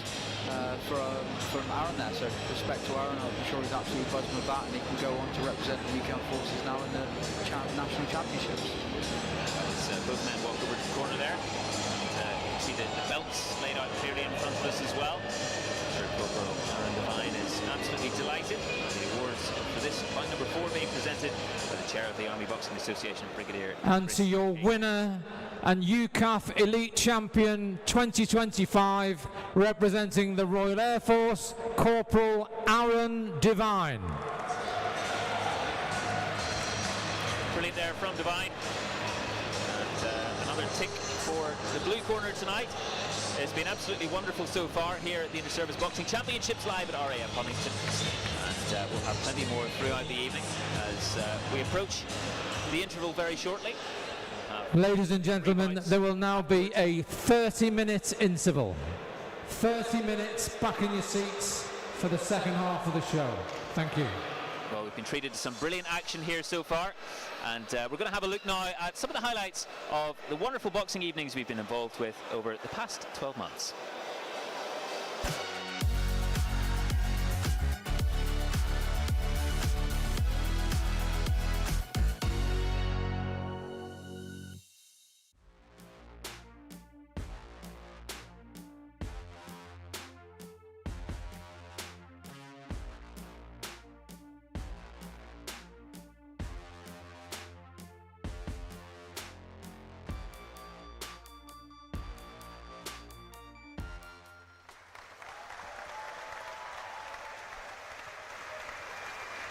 As each of those boxing tonight make their way in for their parade. A very proud moment, of course, for each and every one of them as they prepare to do battle. And you can just sample some of that atmosphere, the noise building beautifully here in Catterick, and the cheers and the applause, also a sign of the respect between these two. And some of these boxers knowing each other fairly well as they face off in the ring. The Army in their red and the Bahrain Royal Guard in green. Both boxers acutely aware of the importance of getting off that brilliant start, and both right out into the centre here. And Johnston with a pretty fiery one, but so a good start from Flick here, scoring some good scoring shots to start off with. You know, needs to sort of maybe relax a little bit as she gets into this belt here, come out quite fast. However, good, you know, scoring some good scoring shots. You know, you can hear the Bahraini corner there, you know, they're urging their boxer to go forward. But like I say, I think for Lance Cooper Johnson to try and maintain that range and, you know, keep boxing at range. You know, keep boxing, keep moving, score the scoring shots and then move off. How impressed are you with her stance at the moment? She is, as you say, maintaining that range and also that composure. 100%. I think, you know, if you look at her, you know, how she's boxing, the style she's got, it's lovely, you know, just to keep, you know, looking positive, score the scoring shots, but however, you know, try and think about the shots coming back. Don't want to start taking silly shots as well. I think she's boxing well. You see now she's starting to enjoy it a little bit. You know, at this moment though, as the boxer there, you want to still try and keep them composed, keep doing what they've been doing, which is, you know, being successful and not get too carried away. And approaching the end of this final round in this first bout of the evening. Johnson, Canis, and there goes the bell for the end. And well, both fighters there appreciating what they've done and full of respect for their efforts. That wonderful tempo there throughout as well, Shane. Definitely. I think that's if what we're going off to start the evening. I think we're in for a great evening of boxing, I think. By unanimous place decision, ready to win. And it's Lance Corporal Johnston of the British Army with the win. A win for the red corner and one early on the board tonight. A very impressive display there from Johnston. And straight out of the block very quickly, not really letting Canis get into to her work. And but from both boxers, very impressive. And indeed from the crowd, I think they're very appreciative of what they've seen first up. As you say, what a way to begin. Private Okafor of Bahrain Royal Guard in the blue corner, coming out here. Piked out once more, just like his teammates. And this 92 kg battle is ready to commence. Private Okafor hoping to continue that brilliant run that they're on. And these two big men, big competitors, getting ready to go. And well, a wonderful occasion and a wonderful reception each of the boxers has received here tonight.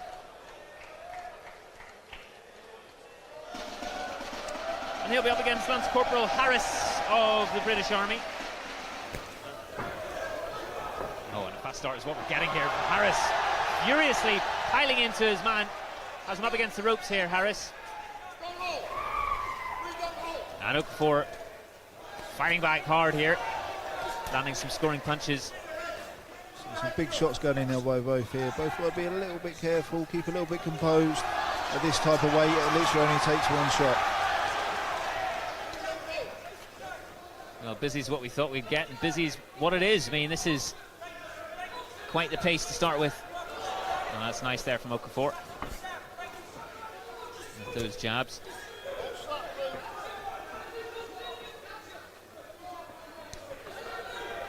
Get more. Landing on Harris's head. So Harris has got that bit more of aggressive style coming forward on the front foot, wants to rough him up a little bit. Bahraini boxer, you know, he's keeping his shape. Good sort of boxing style, using off the jab. Depends which, you know, which style will maybe suit best. Yeah, and which style might play into the hands of your opponent? Well, it's a fascinating duel, this one. As we approach the end of the first round here. Ooh, and both men. And Harris right down on the ground, but he's absolutely fine, it appears, and both men just piling onto each other. And at the end of a fascinating first round, and a chance to catch your breath a little bit here, Shane. Okafor just getting out of the way of those jabs from Harris.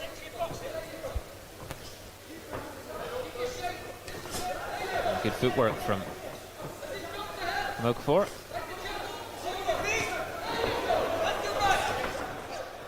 Harris doing his best to try and get out of trouble here, but there's a few shots landing. He comes back with a good shot there, but like I say, just needs to stop taking them shots himself. They can't afford to take them big shots. You know, just get your attack in, think about your defence, and see, you know, both fatigue, both sets in for both. You know, who can then maintain. Nice from Okafor. Ref just checking. He's good to go. And well, the bout's been stopped. And Tony Davis, the Bahrain Royal Guard, with some appreciation for what his man's done. And Harris there just, well, the ref did count and got stopped there in the end. And definitely the ref that made the right call there. That good spirit between the fighters. The boxers have The referee to start the contest, Blue is the winner. and it's another win for Blue. Private Okafor with another W for Bahrain Royal Guard. That stopped the contest in the final round of this sixth bout. So Young Hastings in the red corner and Augustine, Corporal Augustine in the blue.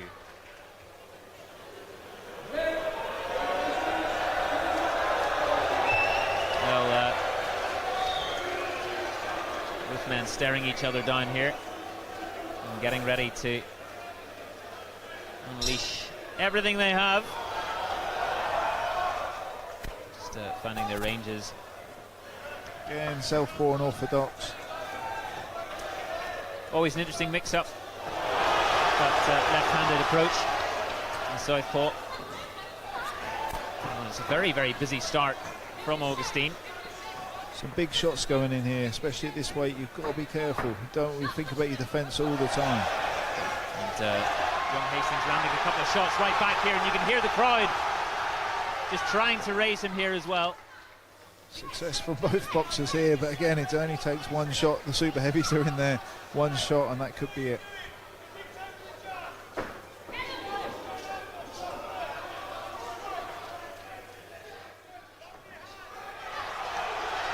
Both defences being tested vigorously here. And Hastings has has his man on the ropes here.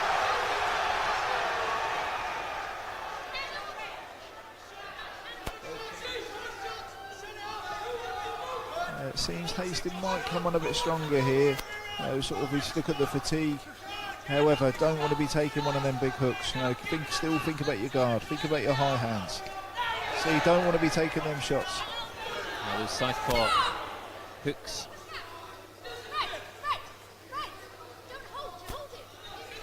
And Hastings just been reminded by the referee there not to be holding. To maintain discipline, and Augustine coming right through here, and young Hastings going to ground here in the corner, trying to get up in time.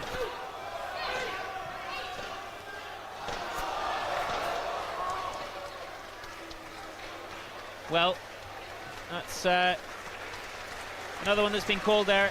Applause, which is nice to see for young Hastings. Recognition from both those men. Yeah, that's been a well-fought bout.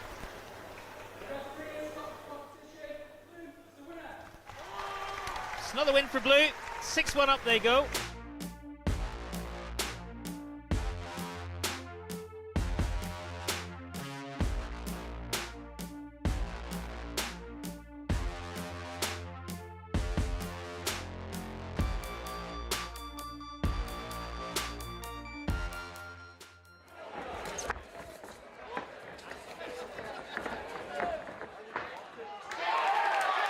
It was Sailors versus Civvies on the Clyde for a night of exciting action in the ring.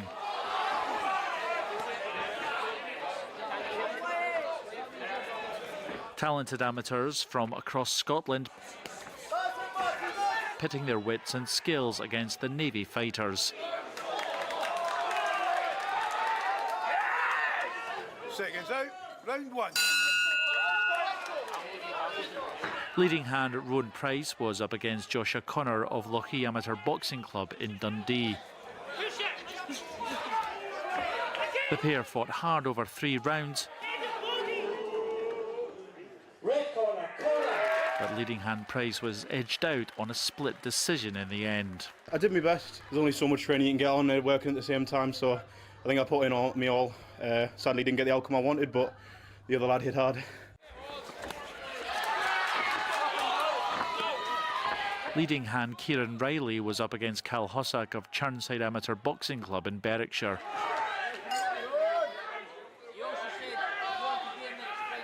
Hossack's reach proved too much for leading hand Riley, and it was the man from the Borders who took the win. I was glad to get the win. Been training for a few weeks, just pretty much every day. Been just running in the gym every day just about, so it's paid off. So after a tough battle, I was glad to get that. Could have been a lot better. I think just the opponent's height got the better of me, just longer reach, and then when I was trying to get inside, instead of letting me work, he stepped in and knew what he was doing, and that's what it came to the end of the experience. So, but it's learning for me, so I'm happy. Lieutenant Ben Grant was last up for the Navy, facing Martin Kerr of Johnston Amateur Boxing Club in Renfrewshire. Despite a display that saw him named the night's most gallant boxer, it was another win for the Civvies and for Kerr. Very pleased. I didn't box my best, but it's my first fight of the actual season that's just started, so you know, good way to kick off the season for me, getting a win at the military base, so you know, happy days. While the results didn't go the Navy's way, it was a night that every fighter, both sailor and civilian, can leave the base with their head held high. David Civils McCann, BFBS Forces News, HMNB Clyde.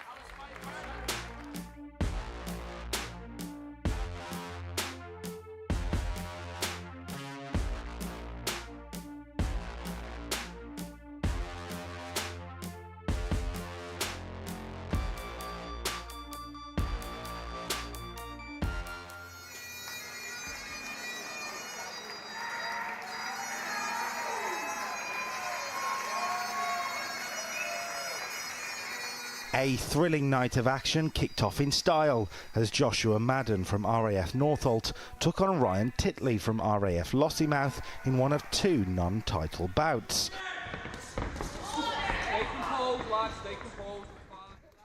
both impressed in losing efforts earlier in the tournament, and their reward was a spot on the big show. Lots of scoring punches were delivered, but it was Madden being rocked for a standing count in round 2 that eventually led to a unanimous victory for Titley. Unanimous points decision, boxing out of the blue corner. The Service Championships, also known as the Lord Wakefield Championships after the competition's creator in 1919, got into a title mood with the welterweights in bout 2. Michael Cocker is a home base hero from RAF Leeming, but Aidan Cooper had plenty of support come across from RAF Marham. What followed was a wild slugfest that may have been fight of the night.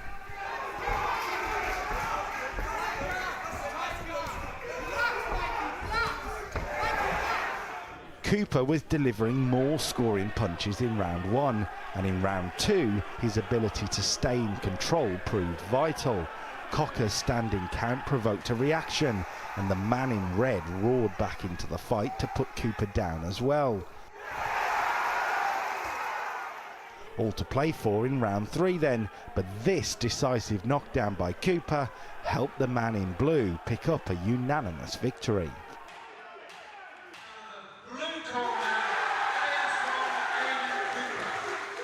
Bout 3 was a light middleweight contest and provided our first stoppage of the night. RAF Coningsby's Alex Masterman was on attack from the first bell and dropped Joe Smith for standing counts in the first 2 rounds. When the RAF Marham-based boxer was rocked again in round 3, the decision was made to stop the fight and award Masterman a masterful victory.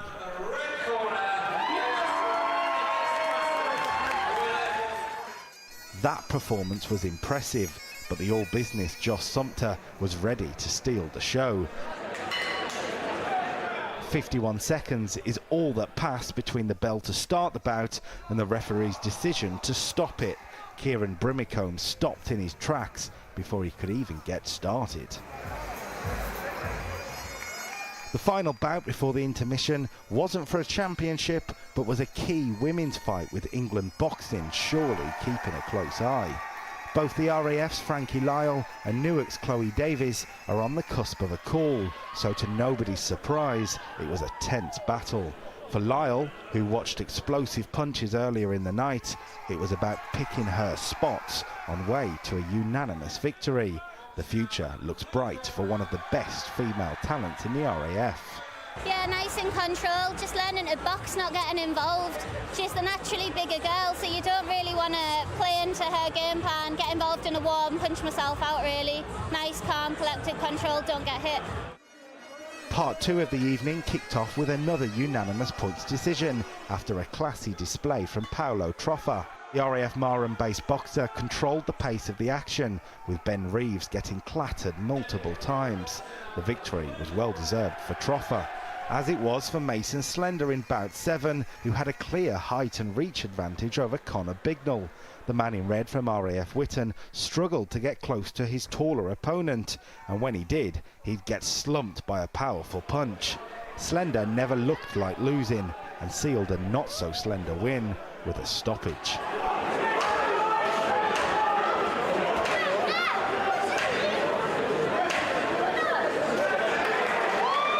From domination to close to call, bout 8 was a light heavyweight contest, seeing Lewis Denton Frey in red take on George Gattenby in blue. Both boxers got their licks in, but it was a standing count served by Gattenby in round 2 that was decisive. Bout 9 took us into the heavyweight scene, meaning slower but more powerful action. In round 2, Lewis Neal clocked Adam Collins with a well-timed punch, and the referee gave the win to the man in blue. The final bout continued the theme with another stoppage, the 5th of the night. James Durkin from RAF Marham was a battering ram on attack, and after a dominant first 2 rounds, he ended the contest with time to spare. An action-packed night then, with a number of boxers getting to impress. The atmosphere matching the heat of the ring made for an RAF Championships to remember.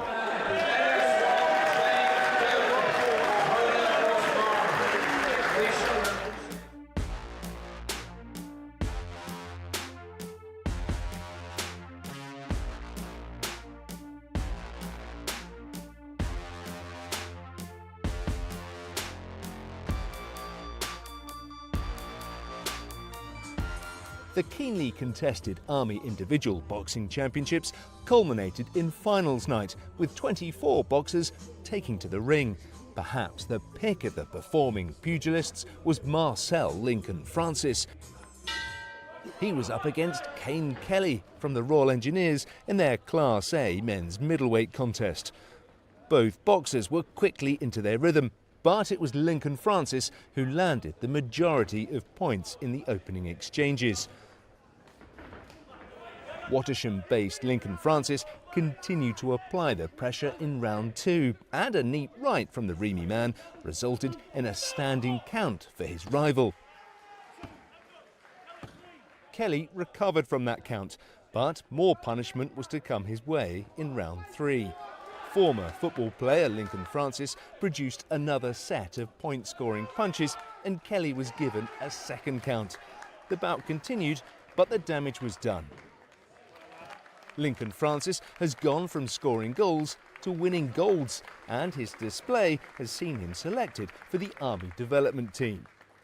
For me, it's a stepping stone. From last year, I came to individuals as a spectator. I was only on one bout last year, so I couldn't enter, and I was gutted. I was sitting in the crowd wanting to box, and this year I've done it, and I can now say I've got the gold and come away off my first year, so I'm chuffed. I'm over the moon, honestly. Many of the contests were too close to call, including the men's featherweight fight, featuring Will Whitby, representing the 1st Battalion, the Duke of Lancaster's regiment. The Birkenhead-born boxer was up against fellow first-time finalist Alfred Clark from the Royal Signals. The evenly matched pair continued their tight tussle into round 2, but crucially, the signalman edged in front with the judges. It was nip and tuck all the way as Whitby and Clark looked to go toe-to-toe, each athlete desperate to enjoy a maiden win in the prestigious championships. In the end, it was Clark who claimed the victory. I feel like before I used to be very nervous, but I've become a lot more composed now, and I feel like that's helped me to try and expose my talent and see what I can do, and yeah, it's good.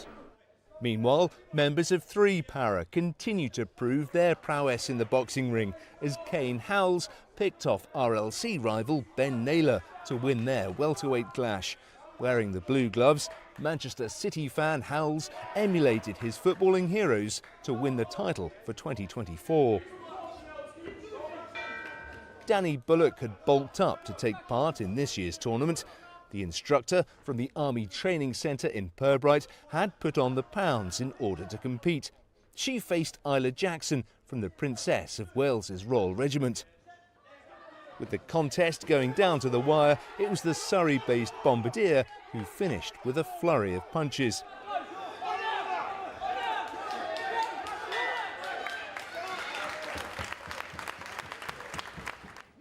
Bullock took the title, but has vowed to go back to her preferred weight for next year.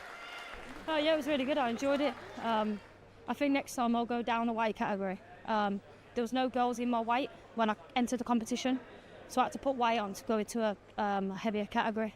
But I think I'll go back down to a lower one for the next one. Were you impressed with Isla? Was she everything that you thought you were going to get from an opponent?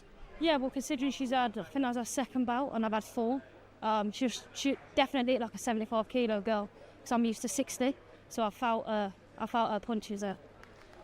So the curtain comes down on Army boxing, with 12 titles secured, and those who missed out this time will no doubt be back to try again next season.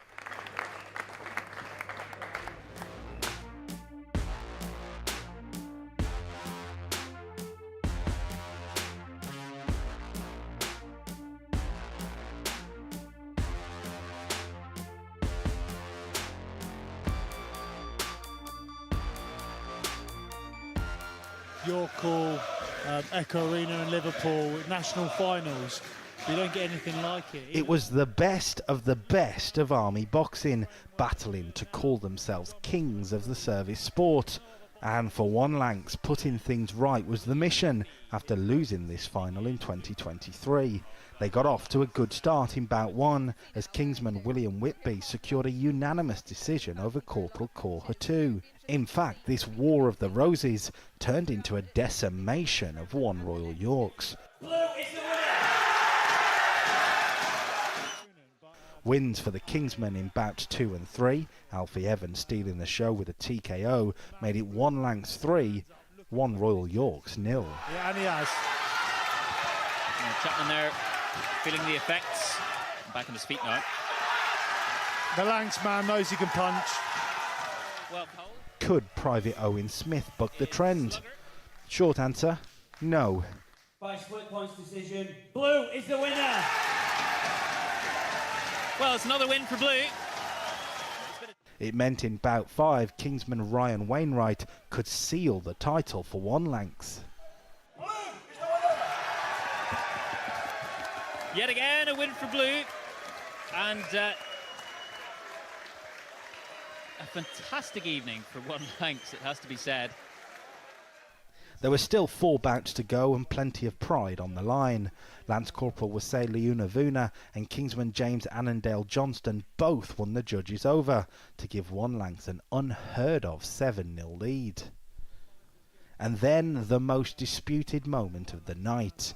Backwards on the ropes, did a little barrage of shots, but that's a good shot there, it's a fantastic shot.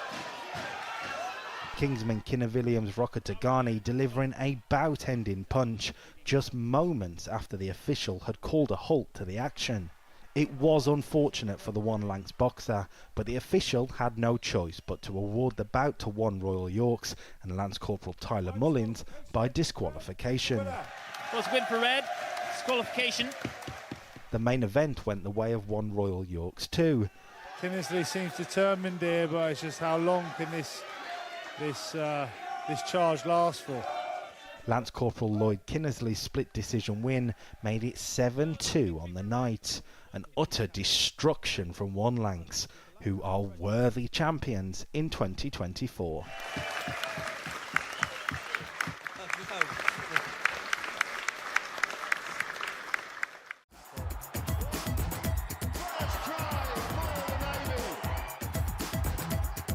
Has he got in there? Yes, he has. Navy had the try, and that was great work from them.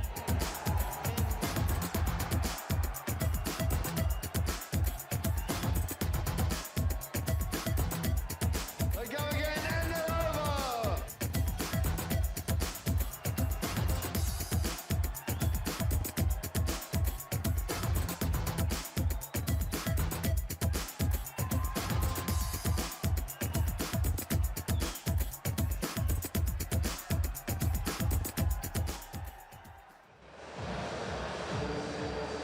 Well, welcome back to RAF Honington for the Inter-Services Boxing 2025. I'm with 2 victorious boxers from the first 4 bouts. We've got Billy Matthews from the Royal Navy and Aaron Devine from the RAF. So keeping it blue, guys, there in the first half. First of all, to you, Billy, a bout you've played, you've competed in before, and another win for you, so you must be pleased. Yeah, I'm really pleased. This is our 3rd one. She beat us the first time, and then I've beat her twice since. So, yeah, nice sweep for us now. And Aaron, a really nice at home, a home Inter-Services. Must be nice to see a couple of wins to the RAF on the board as well. Absolutely, yeah. It's good seeing young Jaden. Obviously, he's still in training, so it's good seeing him get the win. And then this is my first time actually getting to do UCAFs as well, so buzzing to get the win, get the belt. And what does it mean to have the games at home, to have the bouts at home? Yeah, it's good having a bit of home support. You do hear it. Got a lot of friends here as well, been part of RF boxing for a long time, so surrounded by a lot of people I know, and it's quite nice. And Billy, the wins for you does mean you're now NAC qualified, so what's next in your boxing career? So we want to win a title, really. That's what you enter for, isn't it? You want to win a national title, so that's the next step, and then from there I'd like to get a vest, an England vest, and then after that it just is what it is, isn't it? We'll see what happens. And exciting times. I mean, you've got Navy boxers in the second half as well. Must be nice now to sort of sit back and watch them box. Yeah, it's always good being first on. I love it. I like getting it out of the way, getting it done. I don't like sitting in the venue for too long before, so I just like to get in, box, and then get out, have a bit of scran and sit and watch. And finally, Aaron, like I say, keep saying home championship, keeping the army at arm's length so far. Do you think you can push it through in that second half? I really hope so. Obviously we got Cam on, he's on second now after the break, and to be honest I'm looking forward to watching the 75s and the 80s. 75 was my weight class until this year, so quite like to watch that. Okay, well thank you to Aaron and to Billy. Let's get back to the boxing for the second half of Inter-Services.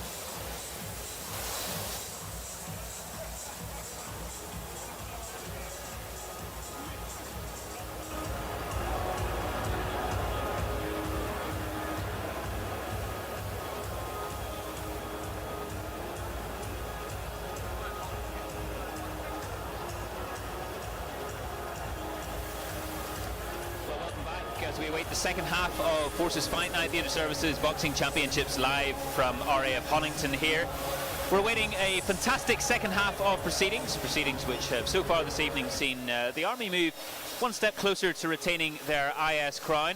They need another win to retain this evening, after a couple of wins as well from the Royal Air Force and one from the Royal Navy in the women's bout too. So we've got 3 bouts to come, and joined once again, delighted to say, by Brad, the Axeman Axe, who's joined me once again for the rest of this evening. What have you made of things so far? It's been very impressive. Yeah, really high level contest throughout, to be honest, and I'm excited for these next 3, especially this next one.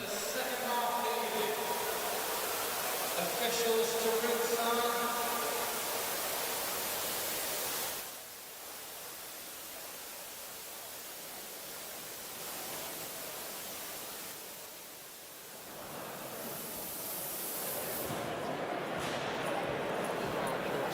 Going to be a great contest. Again, as we touched on before, Kyle Shaw-Tullin, a GB representative, so it's going to be a good contest. I actually boxed Marley over in Cyprus a few years back, so I'm excited to see how much he's developed since then. Yeah, Ches Niho. Ladies and gentlemen, please show your appreciation as we welcome the boxers to ringside for bout number 5. To the red corner, representing the British Army, Sapper Marley Devitt. Another fantastic bout in store for us here. Number 5 of the evening, Sapper Marley Devitt of the British Army in the red corner. And his head coach, Ches Niho, expecting a massive clash between these two boxers. He's up against Corporal Kyle Shaw-Tullin, as you said, Brad, in the middleweight category, 75 kg, in his UCAF Elite Championships bout. And this is shaping up to be one wonderful... And to the blue corner, representing the Royal Navy, Corporal Kyle Shaw-Tullin.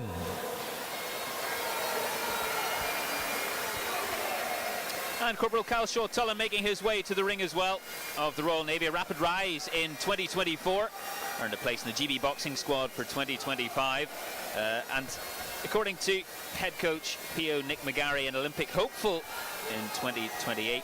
High aspirations for him as well. And this is going to throw up a very interesting clash indeed, as the two men prepare to get going in the second half of this evening.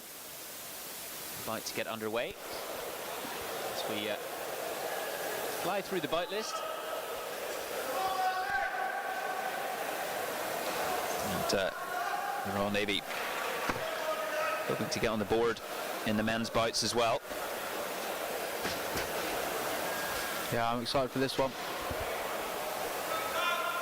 And just getting accustomed to their surroundings as the referee gets them ready. shared a ring with both of these lads. I went up to Sheffield to do some rounds with Kyle. Had some good competitive rounds with him, and obviously boxed Marley. So it's going to be interesting. When you say competitive, I'm sure it was fairly fierce up there as well with him. Yeah, the line's den up there, so yeah, it's always good sparring up there.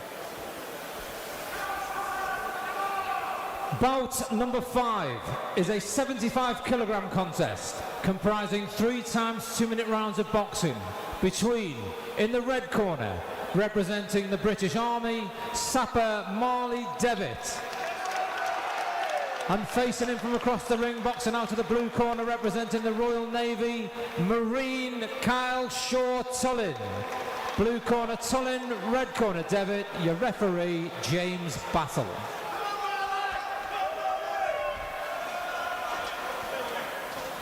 So sapper Marley Devitt against Marine Kyle Shaw-Tullin as we get ready for the second half of these championships tonight.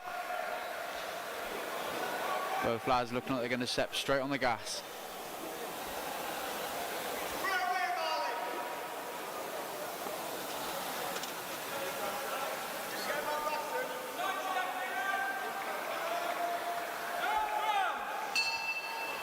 And they're off.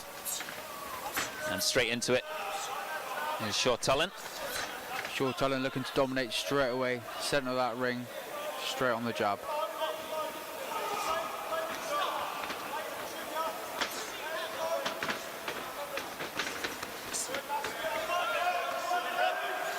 And Devitt looking to land those shots nice and early. Yeah, nice backhand by Devitt there.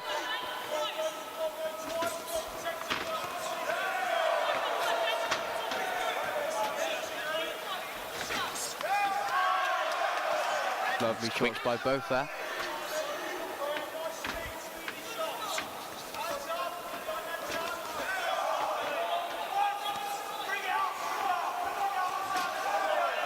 Nice rear uppercut by Kyle there.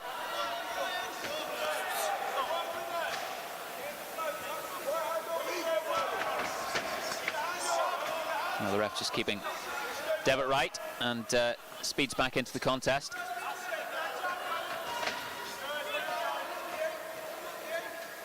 A little bit of a head clash there, bit of a complaint from Marley.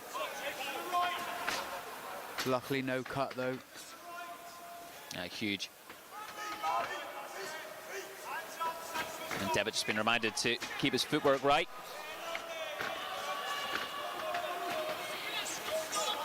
And then moving at pace around the ring.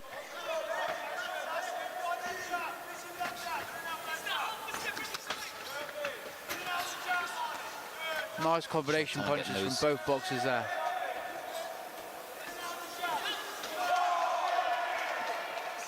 Lovely, lovely.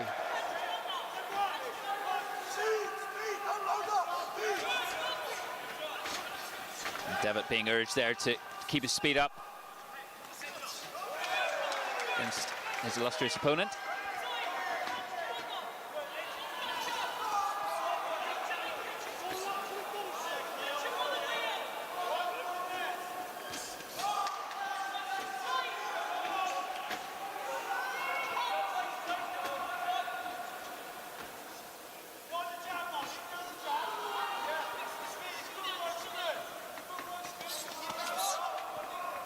Shaw-Tullin with his opponent up against the ropes there.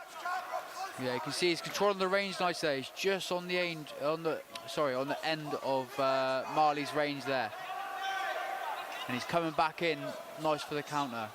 Marley's pressuring him there though, lovely.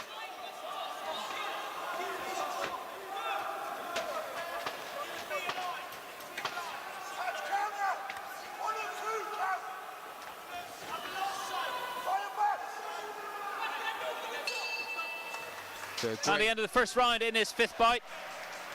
And some fascinating stuff from both boxers there. Yeah, great round. For me, I think the Navy, Shaw-Tullin there, just putting them together a little bit nicely, landing a few of the cleaner shots, but great work there by Marley. He's come on a lot, and good to see there. Yeah, wonderful stuff there. And definitely shaping up to be the fight that we thought it would be. Chesney Hill just speaking to his man there, Marley Devitt, making sure he's fully aware of how he needs to counter his Royal Naval opponent in the next round. And both went very quick there as well, Brad. Certainly setting the tone nice and early. Yeah, definitely a high-paced round. I'm sure it's only going to get faster.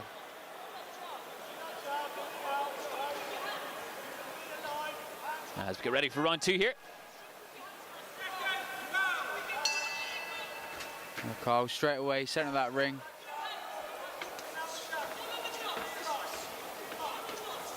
These men vying for that key position. Marley keeping a nice tight guard though. A lot of those shots aren't quite getting through the nice tight guard of Marley Devitt there. Trying to be tight there in the face of very hard punches.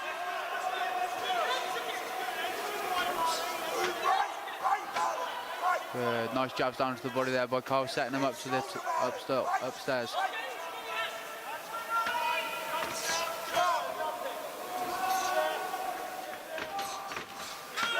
Nice shot there by Marley. That's good. Nice backhand.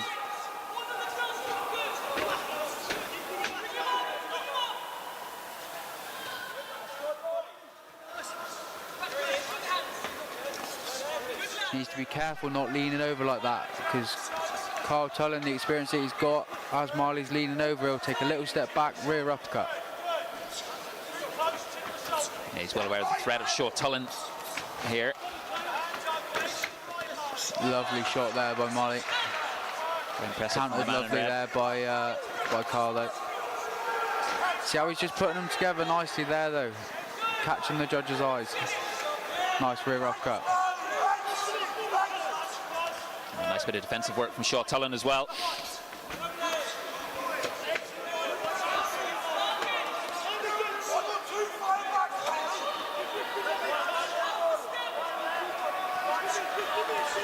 And a fair bit of experience in this ring as well, Brad. Yeah, absolutely. Like I say, obviously the Army have been up to Sheffield sparring, so I wonder if these guys have actually sparred each other, or if they would have kept each other away from each other, knowing that they potentially could have fought in the UK Armed Forces finals like they are tonight. Certainly a beneficial thing for the Army boxers, if so. Nice rear uppercut there from Marley.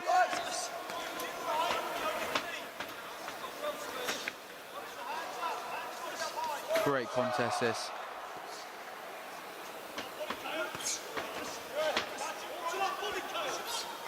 Devitt trying to get uppercut going there.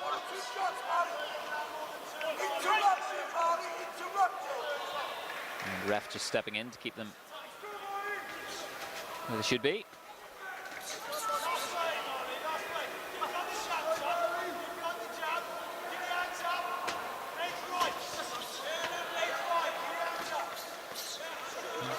Lovely combination shots there from Carl. Do you think Devitt's just starting to lose his shape slightly as he's getting caught with these harder shots to the onto the body there? He's just losing his shape. A little bit of confidence there, just building from Kyle at the end of the round with his hands down. Great round still from both. Yeah, how do you read that one? I mean, as you were saying there, certainly great work put in towards the end. Yeah, I just think the end worked great there from Kyle. Would have won in that round, and a little bit of confidence there, whipping the shots into the body, and the shape fall out from the Army at the end there was just would have lost in that round. Yeah, and one of the most eagerly anticipated bouts, of course, this evening as well. Both coaching teams looking forward to this one, and we've not been disappointed either. No, definitely. And I do think Marley's boxing really well. Again, against such a high-level opponent, a high-level operator, he's boxing well. Yeah, the boxers get ready to go again for the final round in this fifth bout of the evening. I think Marley's going to come out of the hatch here nice and fast. Now Shaw-Tullin showing everything he's about after his phenomenal year in 2024. And likewise, Marley Devitt. Nice left hook to the body, left hook to the head there. A great opportunity here to help his team retain their crown. Marley just needs to keep moving and not get his back on those ropes. That's exactly where Kyle wants him. And Carl's strong. He'll start putting them together, and you don't want to be there still when he's putting them together.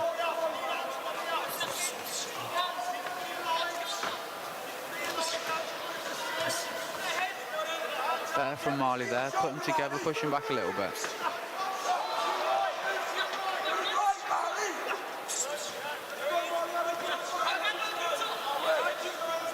Seems to be keeping his shape a little bit more at the minute, Marley.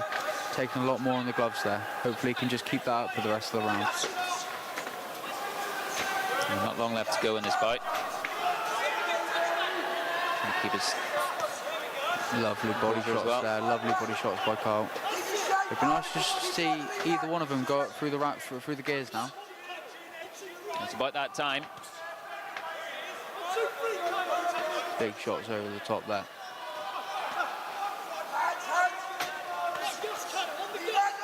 Lovely body work. That'll be zapping the energy out of Marley, those body shots. There's been some very impressive footwork from both these men as well.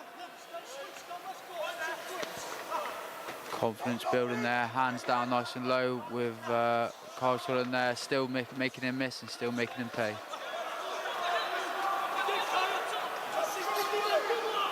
Shaw-Tullin just working to get off the ropes there. I feel like Shaw-Tullin's trying to draw him in for a bit of a fight here in the last minute, and Marley is definitely giving it to him. Shaw-Tullin knows he's got it on the counter if he needs. Nice rear uppercut on the inside there by Marley. She needs to go back again after to the second phase.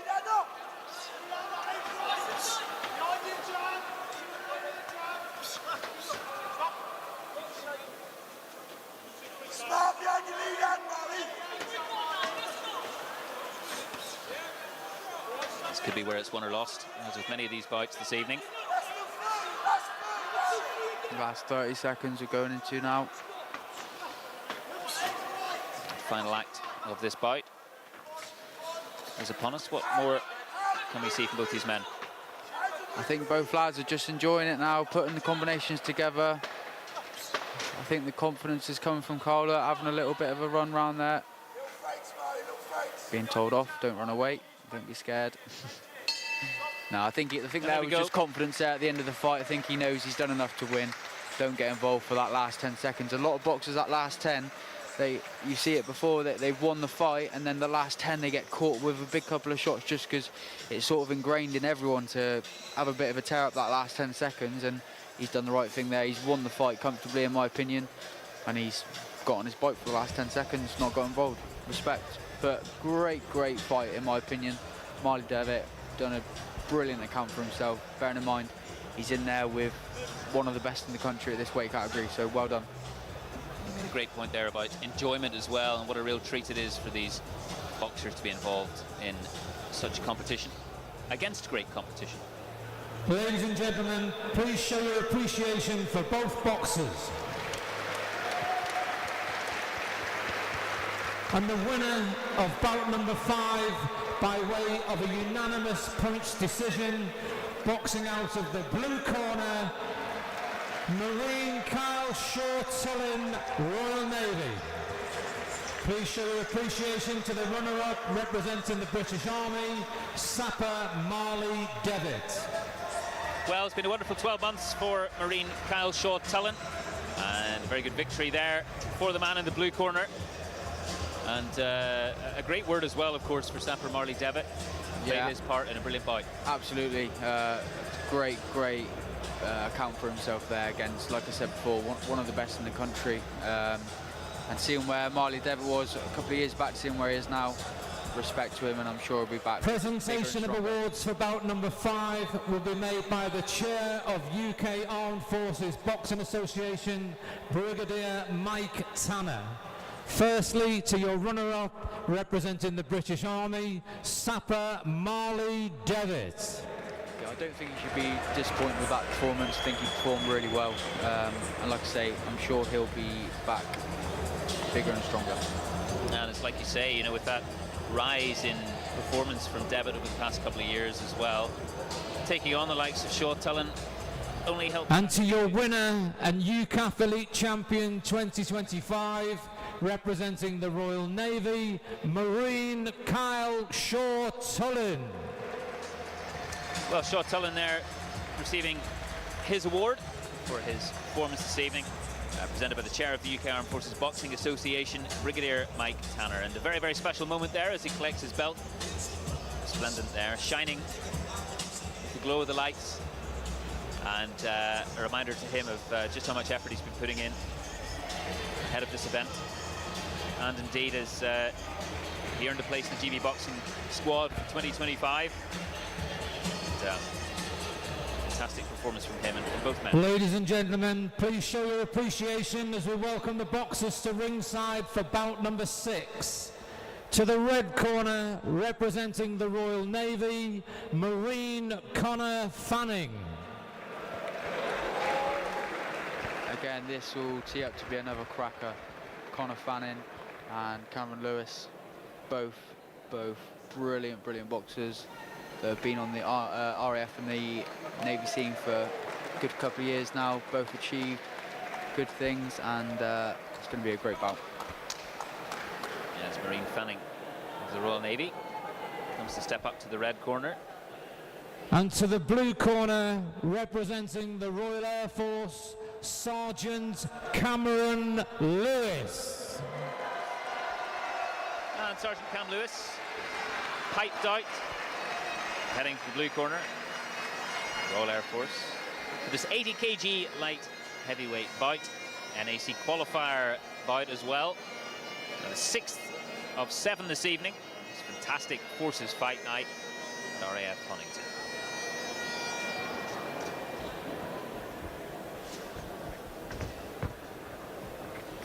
I've seen Connor Fanning a few times on the local circuit, and he's always in fantastic shape. Yeah, so I'm sure Cam Lewis will have his work cut out, but I'm hoping Cam Lewis can pull out the bag.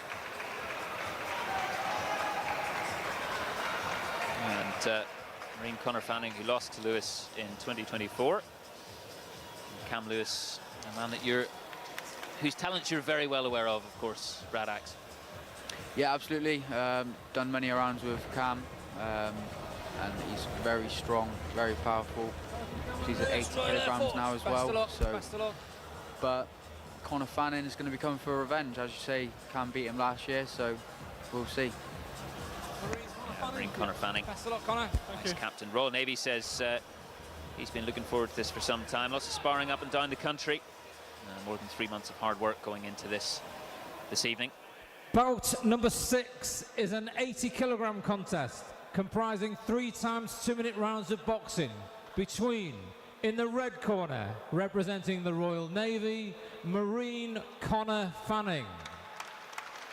And facing in from across the ring, boxing out of the blue corner, representing the Royal Air Force, Sergeant Cameron Lewis. Blue corner Lewis, red corner Fanning, your referee Abby Lang. So Marine Connor Fanning going up against Sergeant Cameron Lewis. Fanning in the red corner and Lewis in the blue. So we get ready for this light heavyweight clash, 80 kg battle between these two men, and we're underway.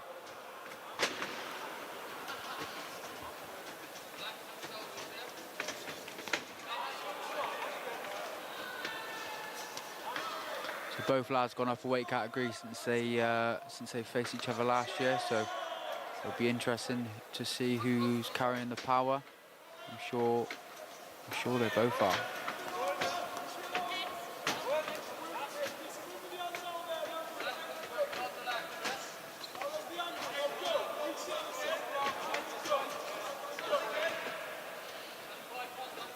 It's lively from Fanning. Nice backhand step in there with from Cam Lewis.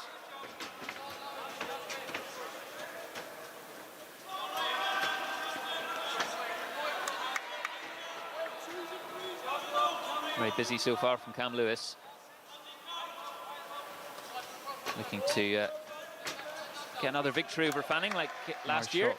Another lovely shot there from Fanning, a little screw shot up the middle.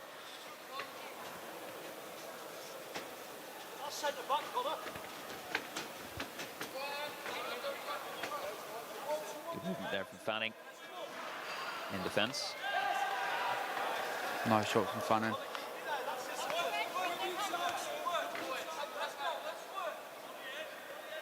I'd like to see Cam go to work a little bit more on the inside there. When they do come together and they lean on each other a little bit like that, I'd like to see him whip that uppercut in, shots to the body.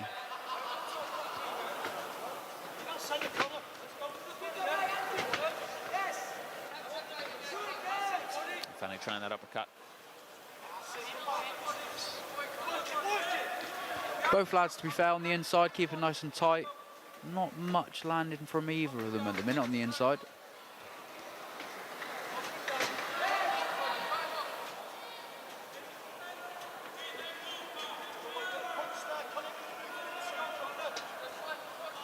And Lewis just showing nifty footwork there. He's trying to sit the right side of Fanning. Lovely backhand from Lewis there.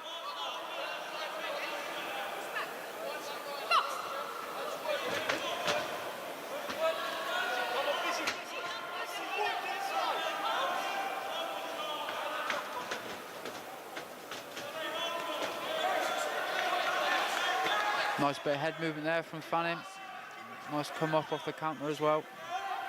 And he's countering that attack from Lewis well, Fanning. Getting himself out of those tricky situations. Nice shot on the inside there from Lewis. Very quick Seems to be a reflexes there small from little Fanning. cut there on the At the end of that first round. Small little cut on the eyebrow of Fanning there, yeah. You can see it just trickling down. Corner will have their work cut out, trying to tidy that up quickly. Not a massive amount between these men, Brad. It's and Fanning just getting a little bit of attention there. Just getting a bit of a clean up. Doesn't seem to be too bad of a cut, so hopefully a nice little wipe, a little bit of ass on there. Should be good to go. Yeah, sitting in the red corner. And both men looking fairly relaxed so far. As Cam Lewis just getting more instruction from his coach. I think he's been told there by the looks of it, like, to come back in for that second phase. He's throwing a couple of shots, stepping in nicely with that double jab backhand, and then Fanning's almost tying him up a little bit. Just give himself that space, come off on the angle, go again. Hopefully that second round. Left her stalling. Come on. The referee's happy, and we're underway once more. Nice left hook there. Come back in for the second phase after.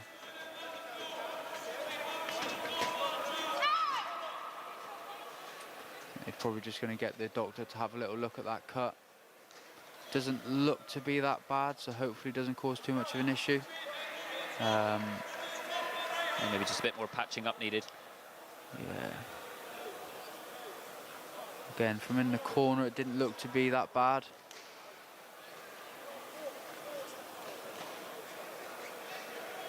The doctor's shaking his head, but I don't know if that's him saying that it's not that bad or no, it can't go on. I'm Medical sure. attention. Yeah, a little nod of the head. Good to go. Happy days. That's good to see. Fanning right back into it. Been in that situation before in the corner where you've got a bit of a cut and the doctor has a look and you're just thinking, please, I'm okay.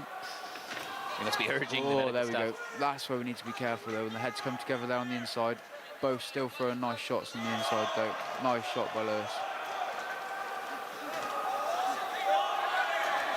Nice lead up on the way out. Fanning working nicely on the inside though, bringing up through the middle.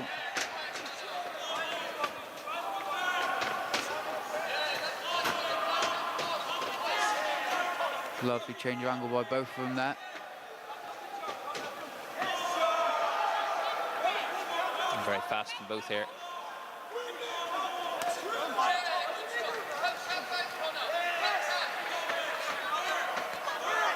Taking a lot on the gloves there though, Lewis. And Lewis potentially opening up that cut on Fanning. Yeah, see, I think it was caused from a head clash, but Lewis should really Yeah, she's going to get the doctor to have another look. Oh no, sorry, just tell him to keep his head up. Yeah, they're happy to go on. Fanning getting out the way of that cut from Lewis. Keep his gloves up high. The red corner there saying it was a good shot, but it's all on the glove. All on the gloves there. Cam Lewis nice and tight on the inside. Not much is getting through.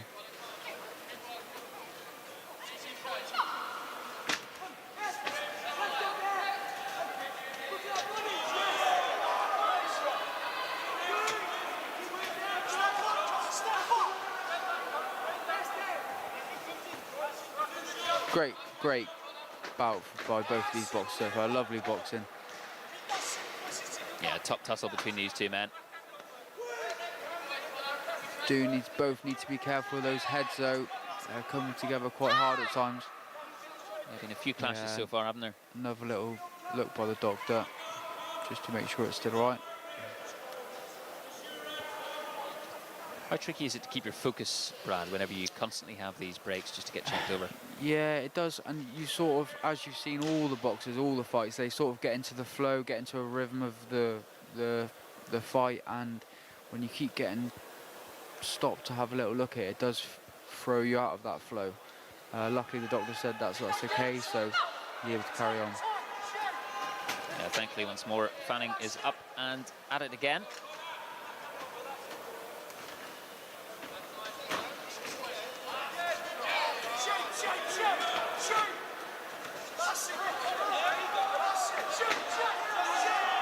Lovely shots by both there. I can hear the red corner there, just telling Fanning needs to kill gum shield. Gum shield came out there.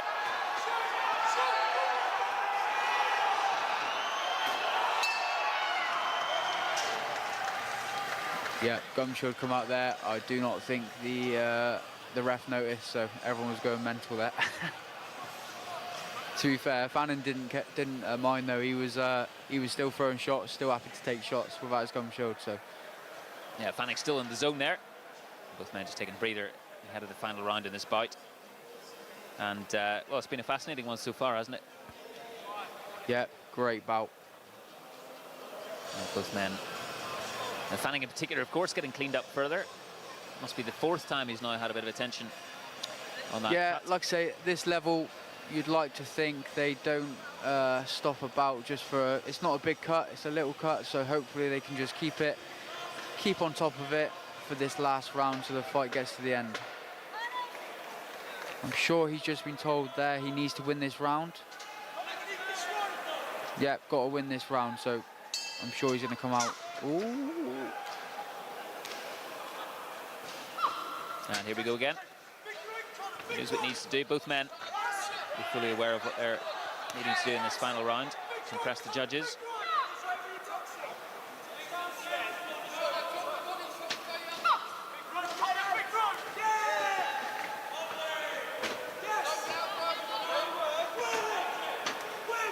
Just like to see Lewis work a little bit more on the inside there.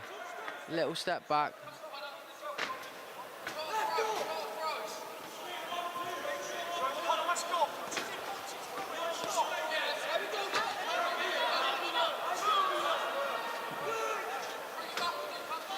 I like how Lewis there on the inside, he throws his shots and he changed the angle.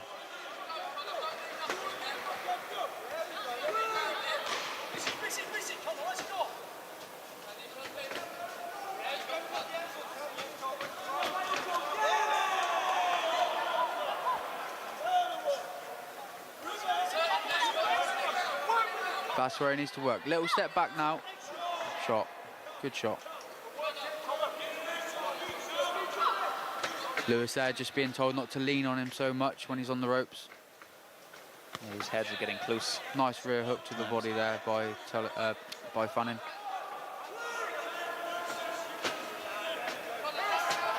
Great work rate this from both. He's kept that pace and intensity up throughout. And there's the Gum shield again. I think he needs a new gum shield, to be honest. And for it to be popping out several times, it's at least it's green, bright green, so they definitely can see it. Well, if he goes on to win this bout, he's done well to get through those distractions. I mean, there's been several occasions where they've had to stop. The ref just telling him there to bite down on his gum shield, but I think he's definitely trying to do that.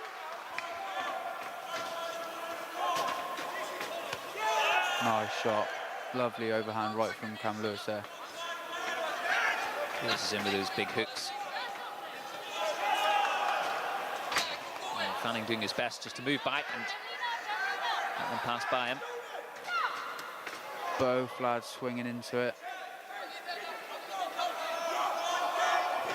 Big swings at this point in the bout. Little smirk there from Cam Lewis. He's having fun, he's enjoying it. This is the pinnacle of UK Armed Forces boxing, and they're both absolutely loving it. And you've got to love it. It brings out the best in these boxers, doesn't it, when they're enjoying themselves as much as they can amid this fierce competition. Nice body work there from both of them, to be fair. I think she's just... Oh, yeah.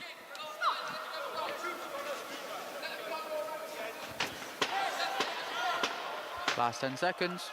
Here we go. And giving the rest of what they can here, the two boxers. And there goes the bell. Good bout. Lovely bout. Fantastic show from both. Quite a few distractions in there for both men. And of course, Conor Fanning receiving some attention for that cut. And a loose gum shield as well, but they made it through. And at the end of 3 rounds of this bout, we wait to hear what the judges have made of it. Yeah, as I say, I'm glad he managed to get to the end of there. It wasn't a bad cut, but sometimes you see fights get stopped on cuts and stuff just to prevent them getting any worse. But this being a UK Armed Forces final, I'm glad it didn't, and it got to the end. Well, he would have been urging the medical staff there to give him the green light, which is what he got. And they got a very good fight there in the end. Ladies and gentlemen, please show your appreciation for both boxers for a fantastic bout. And the winner of bout number 6 by way of a split points decision, boxing out of the blue corner, Sergeant Cameron Lewis, Royal Air Force. Please show your appreciation to the runner-up, Marine Conor Fanning, Royal Navy. I'm well happy with that. I'm sure Conor Fanning is gutted to have lost the second time there to Cam Lewis, but Cam Lewis deserved that, so well done, Cam. He really deserved that one, really earned it. And split points decision, a fairly close affair as well there. But another win for the Royal Air Force this evening. Another win for the blue corner, Sergeant Cameron Lewis winning that 80 kg light heavyweight battle, the NAC qualifier bout as well. So he's now a 2-weight UCAF champion, 75 kilograms last year, 80 kilograms this year. Presentation of awards for bout number 6 will be made by the chair of the Royal Air Force Boxing Association, Air Commodore Paul Hamilton. Firstly, to your runner-up, Marine Conor Fanning, Royal Navy. Now, Marine Conor Fanning to receive appreciation and his award as well in this 6th bout. The awards being presented by the chair of the Royal Air Force Boxing Association, Air Commodore Paul Hamilton. And, a proud moment for the Royal Air Force. And, Marine Conor Fanning just shaking hands there with him. And, yeah, they'll have enjoyed it. As you say, Brad, this will be a night none of these boxers will forget. And such is the skill on show, it's important, and the intensity of the competition, it's important that they do take time just to take it all in.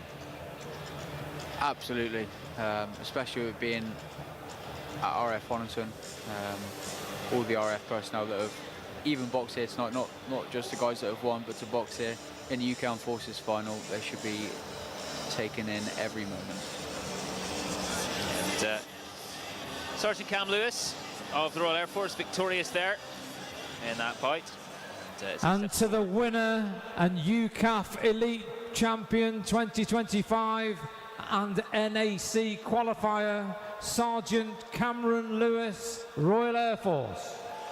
It's nice to see them embrace there before Cam getting awarded his belt.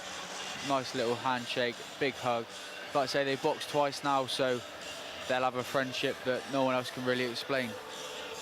And not only that friendship between the two boxers, but also the camaraderie within Cam Lewis's own team as well. His RAF teammates will be absolutely thrilled for him there too. Yeah, absolutely.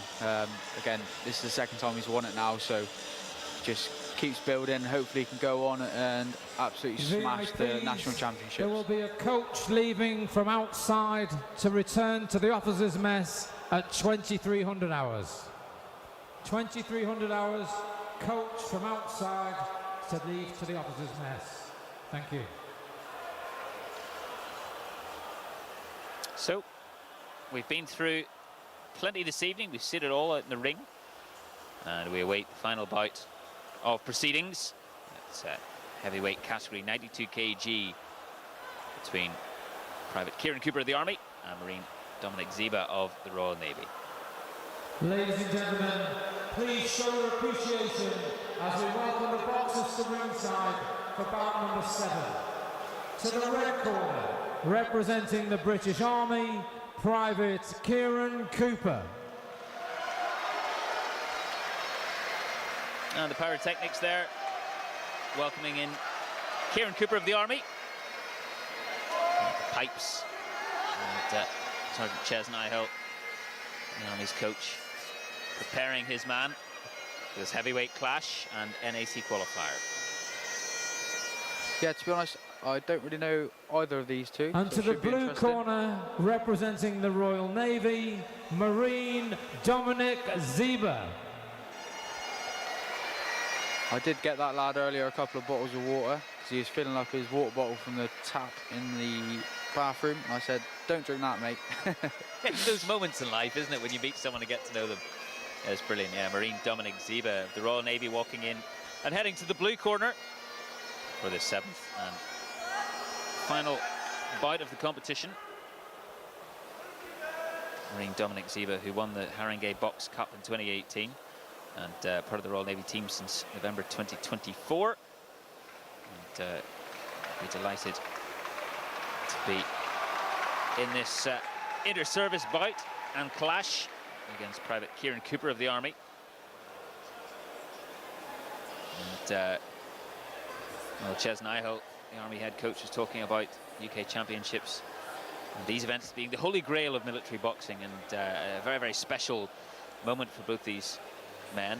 And as you've alluded to earlier as well, Brad, not particularly easy to have to wait a whole evening to get your shot, especially if you feel ready from bout number 1.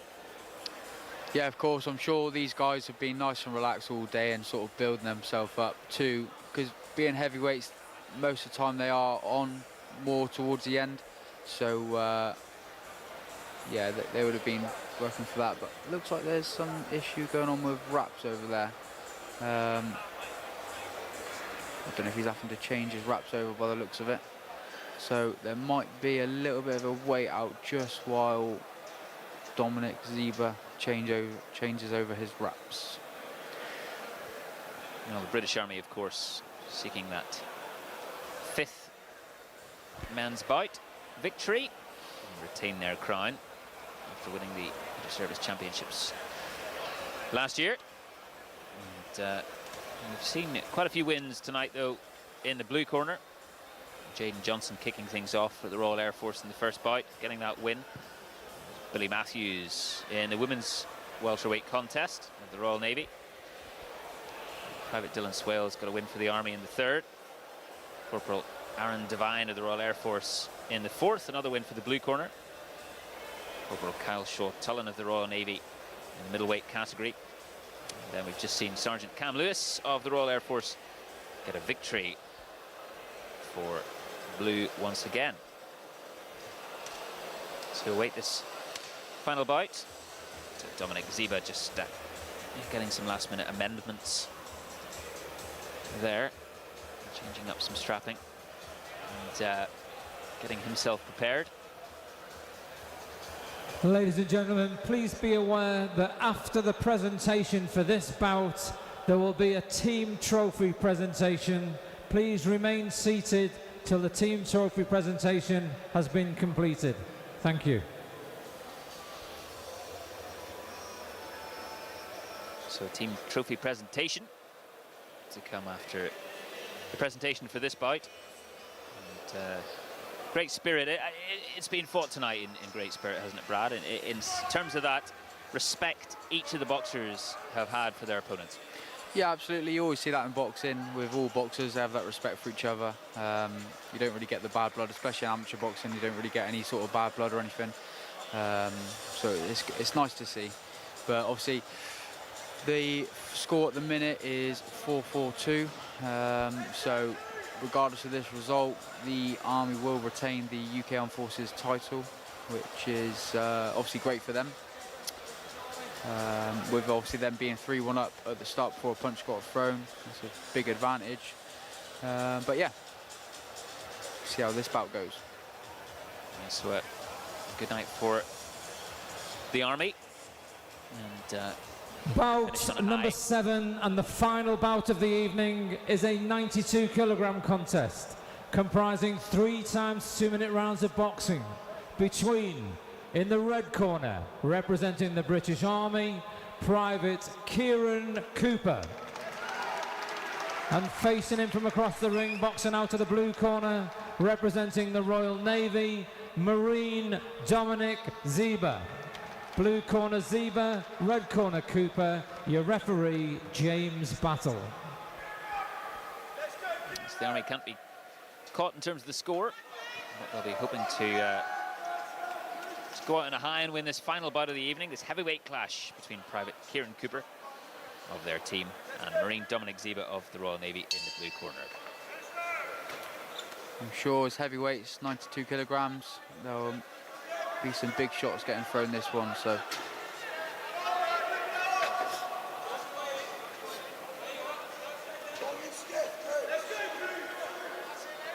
Cooper definitely got a bit of a height advantage on Zieba, so I'm sure Zieba will be trying to slip like so and get on the inside. And Cooper's just got to keep him away nice and long, like he seems to be doing quite nicely there.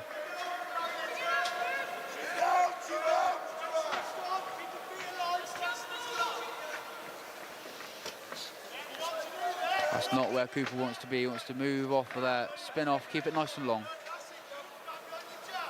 Zieba trying to get him into the corner there, spinning out of trouble, and once again Zieba making his move and Cooper equal to the challenge. He's keeping that head moving nice on the way in there.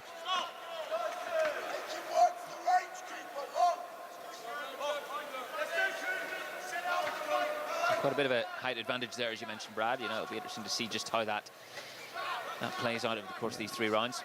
Height advantage, range advantage. He just needs to make sure that he's using that range to keep. Oh, lovely rear uppercut there. As he stepped back, as Cooper stepped back, nice rear uppercut as Zieba's head was nice and low. That rear uppercut, that slowed Zieba a little bit coming in.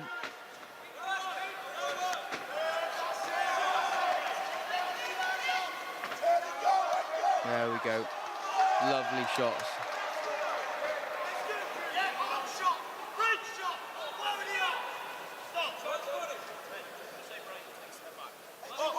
Referee just keeping both men where they need to be. And they're back at it again.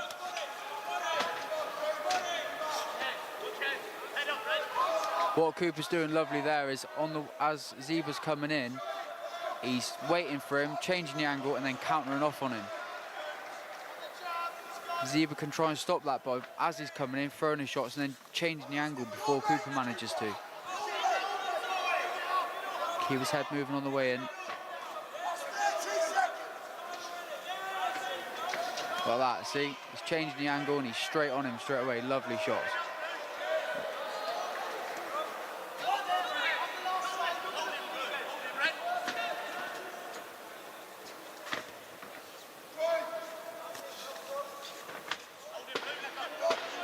Bit of holding there as we approach the end of the first round.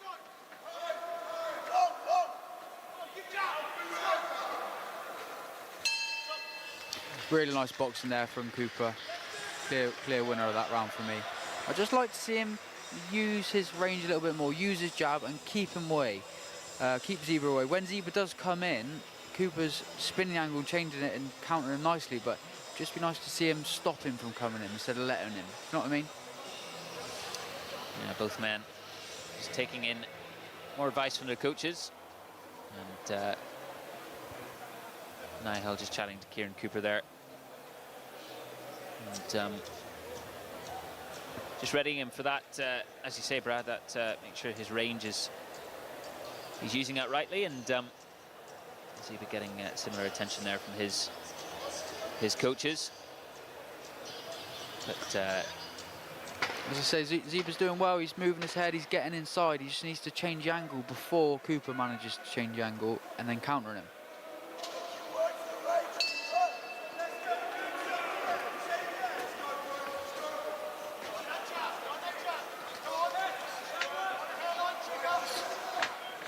Some big shots being thrown there. Coming in there with the uppercut. Lovely, see, there we go, nice and long, using his range, lovely shots there. That's where he wants to be.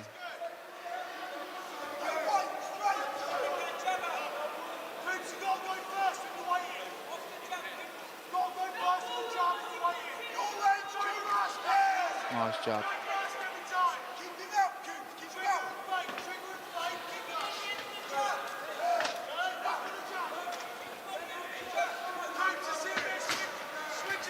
Zieba just needs to keep his head moving on the way, and as he was that first round, he just needs to keep it moving, because where he's coming in, keeping his head still, he's there for the counter straight away. A bit of a sitting duck in those moments for the power of Kieran Cooper.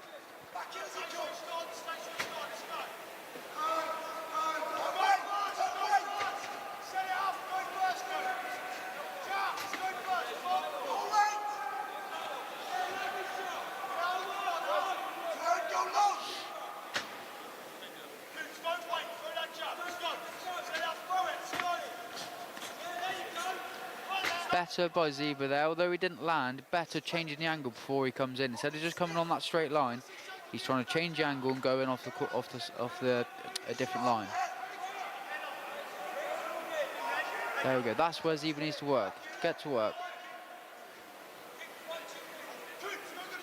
So a couple of times that Coop's has been told to keep his head, not push Zeba's head down though. He needs to be careful of that, don't want to be silly and get a point taken off.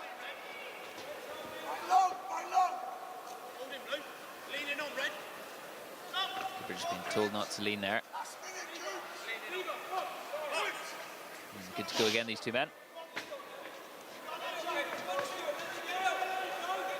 Better work there by Zieba. Lovely counter by Cooper though. Again, another top quality bout. Yeah, given the heavyweight clash it is, you can just hear those hits landing. Lots of power there from Kieran Cooper. Yeah, when you get to heavyweight and super heavyweight, you can definitely hear the difference in those punches.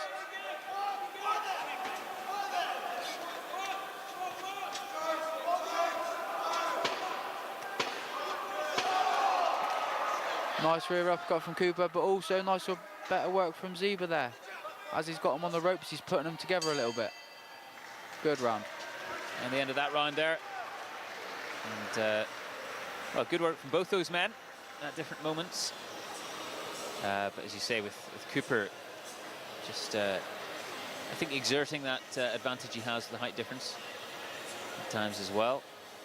And Zieba just getting his head in some awkward positions at times. But how did you rate that round, Brad?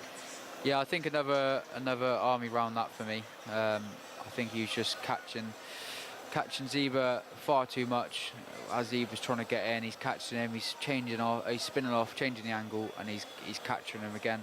Yeah, like I said, I'd just like to see a little bit. If Cooper can just clearly win this by just keeping it long, not getting involved. At times he's getting involved, but he's still clearly winning it to me.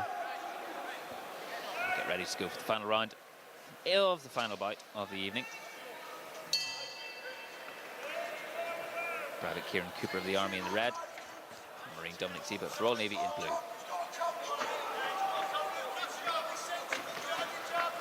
Just like the red corner's saying there, they know that the blue is going to come at him now. They know he's got to come at him to win.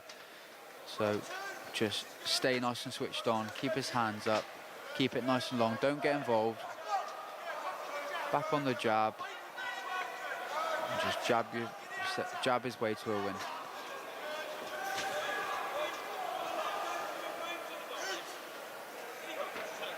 So a few times he's told him now about pushing his head down.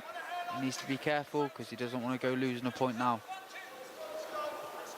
And maintaining that discipline is key in these later stages. Again, better from Zieba changing angle on the way in, but he just needs to disguise it a little bit more. Coming off the feint, try and draw the shot out of Cooper, then go, change the angle, go again. He's just sort of lunging in a little bit whilst changing the angle, and Cooper's reading it a mile off.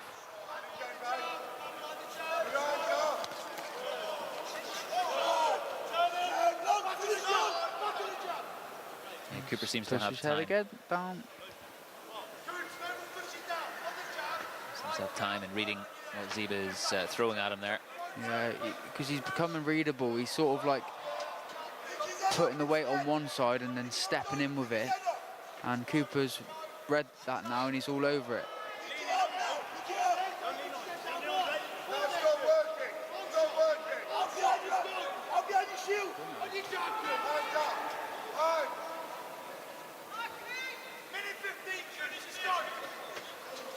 Red corner are insisting that he doesn't get involved, and he just gets back on the jab. But that last minute when you're tired and you've got someone coming at you, it's hard not to get involved. Again, pushing that head down slightly, he needs to be careful. Oh, lovely.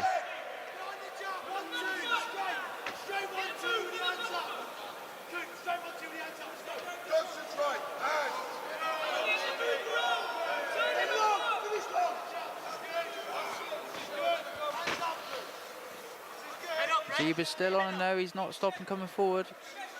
You've got to respect it. Oh, caught nicely down the rear uppercut. Looks like Coops is starting to tire now as well. You can see it in his movements as well.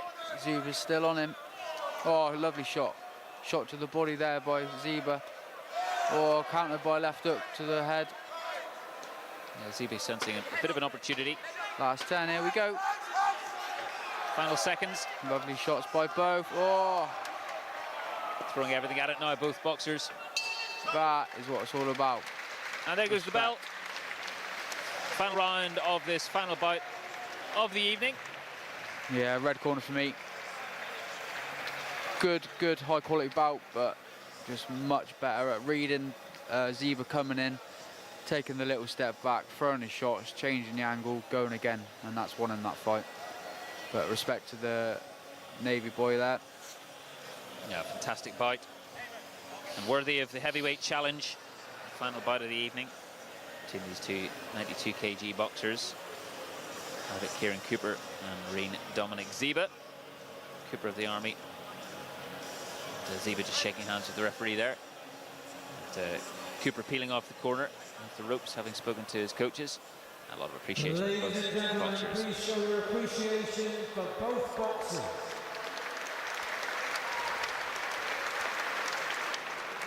And the winner of bout number 7 by a unanimous points decision, boxing out of the red corner, Private Kieran Cooper, British Army. Yeah, respect. Please show your appreciation to the runner-up, Marine Dominic Zieba, Royal Navy. 5-4-2. 5 for the Army, 4 for the RAF, and 2 for the Navy. What a brilliant night of boxing there. Brilliant night of boxing. And the Army, congratulations to them retaining their inter-service crown. They came into it knowing what they needed to do to retain it. A good night also for the Royal Air Force, and a couple of wins there too for the Royal Navy. So across the board, we saw some very special stuff. Yeah, absolutely. Obviously, going into it, the Army 3-1 up already straight away, so I don't know, maybe they'll change the rules in the future, hopefully, and it'll give the RAF an actual chance. But yeah, brilliant night for for UK Armed Forces boxing. And they've Presentation of awards for bout number 7 will be made by the Chair of the Royal Navy Boxing Association, Captain Al Newcomb. Yeah, they've got some brilliant representatives going on to Firstly, the national to your championships. runner-up, Marine Dominic Zieba, Royal Navy. Going on to the national championships, representing the UK Armed Forces. So I'm excited to tune in and watch the pre-quarters, and hopefully we potentially could have a few national champions there representing the UK Armed Forces. The signs are great, and the boxing factory, if you like, that is the military, that's producing such fantastic boxers out of an immense talent pool. So many good signs ahead. Yeah, and absolutely. to your winner and UCAF Elite Champion 2025 and NAC qualifier, Private Kieran Cooper, British Army. Well, fantastic from Kieran Cooper there, and well-deserved victory. As you were saying, just, you know, the more that bout went on and well into the 3rd round, it just looked more and more as if he was in control, even when he was tiring a bit at the end. Yeah, I think Zieba was almost getting frustrated, and I've had it before when I've been in there with taller opponents, and you just can't quite read them well enough or draw the shot out of them to get inside and get to work. And they're reading you a bit too well and countering you as you're trying to get in. And it is frustrating, so I feel for Zieba there. Obviously, as the shorter, stockier guy, he's probably all at that weight at 92 kilograms. He's probably always going to meet guys that are a bit taller. But yeah, fair play to Kieran Cooper. He deserved that there. What impresses you most about his style, Kieran Cooper? I think he just done really well at judging that range, judging the distance, taking the little step back, throwing his shots, and then changing the angle. And not only changing the angle, but coming back in for that second phase. I spoke a lot tonight about the second phase of attack and making sure that when you're making a miss, you're then coming back in after that. And I feel like he did that really well. He'd come in, made him miss, and then made him pay again. Sweet Caroline. And testament to the quality of this competition that each of the bouts, both boxers have played their part, and there's been a lot of close finishes as well. Yeah, absolutely. Every fight at the end, do you know what I mean? We've sat here, we've got a couple of them right, but overall, every single one of them was a brilliant contest, and both blue and red corner should be very proud. And a chance, obviously, for all the boxers to catch their breath and also to celebrate what they've done tonight, celebrate what they've been part of, whether they've been winning in there or coming second in some very close finishes as well. Yeah, that's it. It's one of them. Obviously, the guys that have won tonight can't do much celebrating because, yes, they've won, but it's then straight into probably have a day off tomorrow, and then straight into training again, ready for the pre-quarterfinals. And mentally, you can't. This is, like I say, a pinnacle of UK Armed Forces boxing, but it is a bit of a stepping stone ready for the championship. So all of these champions now are going to go on, and this will just be the back of their mind. Yes, they're UCAF champion, but on to bigger and better things. In terms of those bigger things and your involvement in, of course, the professional realms these days, just how much closer are these tournaments in preparing all the boxers for that next step, as you say, that sort of step up? Yeah, so the next step will be, I'm not sure who the draw's against yet, but for example, it could be the best boxers from London or the best boxers from the home counties or the western counties, etc. They'll then face them in this next round in the pre-quarters, and then whoever wins that will face the winner of the other side of the pre-quarters, and it goes on and on. So each stage of this championship now, the opposition's just going to get harder and harder. And yeah, they've just got to stay switched on, and I'm sure if a lot of them box how they box tonight, they'll go on to the quarterfinals the week after. Yeah, lots to look forward to, and you've enjoyed that different perspective tonight, haven't you, sitting here being able to see it all play out in front of you? Yeah, definitely. Like, I've obviously watched boxing shows before over there in the comfy seats, and you just sort of sit back and relax, whereas it was nice being able to do this and actually stay switched on, pay attention to what's doing, knowing I've got to talk about it. Sarah Skinner of Babcock International. And the scores are Royal Navy, 1 point. Royal Air Force, 4 points. British Army, 5 points. And the winner of the UCAF Elite Championships Team Trophy for 2025, the British Army.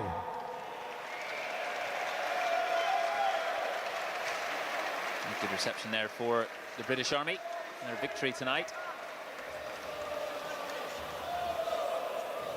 And applause all around there.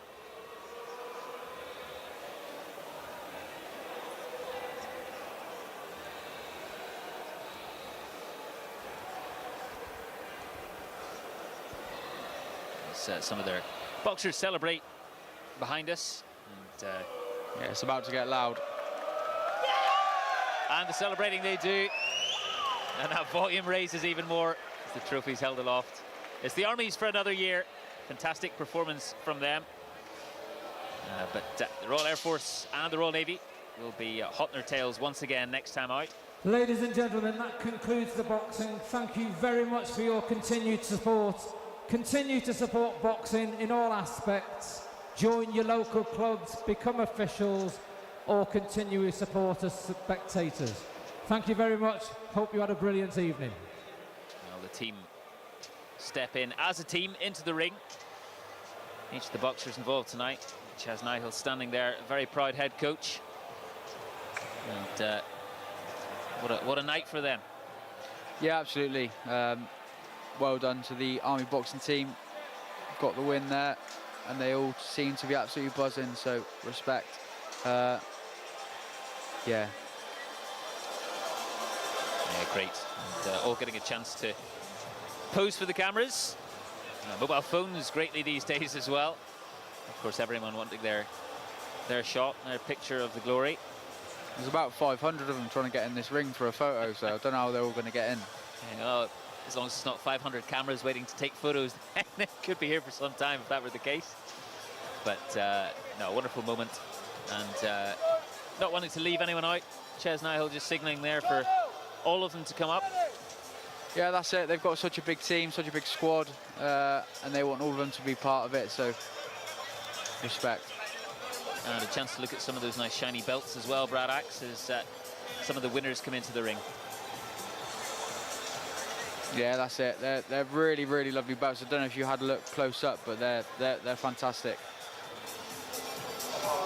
That's what a night. And, Kieran Cooper, of course, fresh from his win, still in his gear. The others in their tracksuits and training gear. And, just high fives and pats on the back all around there. And it's the same across all the services, the whole boxing team. You become so close, you train together. For obviously these guys in the Navy full time, they spend 24/7 with each other, you know. So they're going to be all so close, and then when they all win like this as a team, it must be fantastic. And who impressed you tonight? You know, aside from the Army's fantastic win, plenty to enjoy about what the Royal Air Force brought tonight. Just run through some of the highlights for you in some of those performances. Yeah, so I was really impressed by Jaden Johnson. Obviously, he was first on representing the RAF, first win. I've not seen him because he's obviously an air recruit recently in training, out of training. So it was wicked to see him get the win there. Absolutely buzzing for him. Massive potential. Dylan Swales as well to go in and beat Blaine Lambert. That's the Army kid. There he is there. Look. Honestly, I think he's done really well to beat Blaine there, who is such a highly experienced guy. And well, just about to pass over to Kath Brazier here, and a very happy special guest alongside.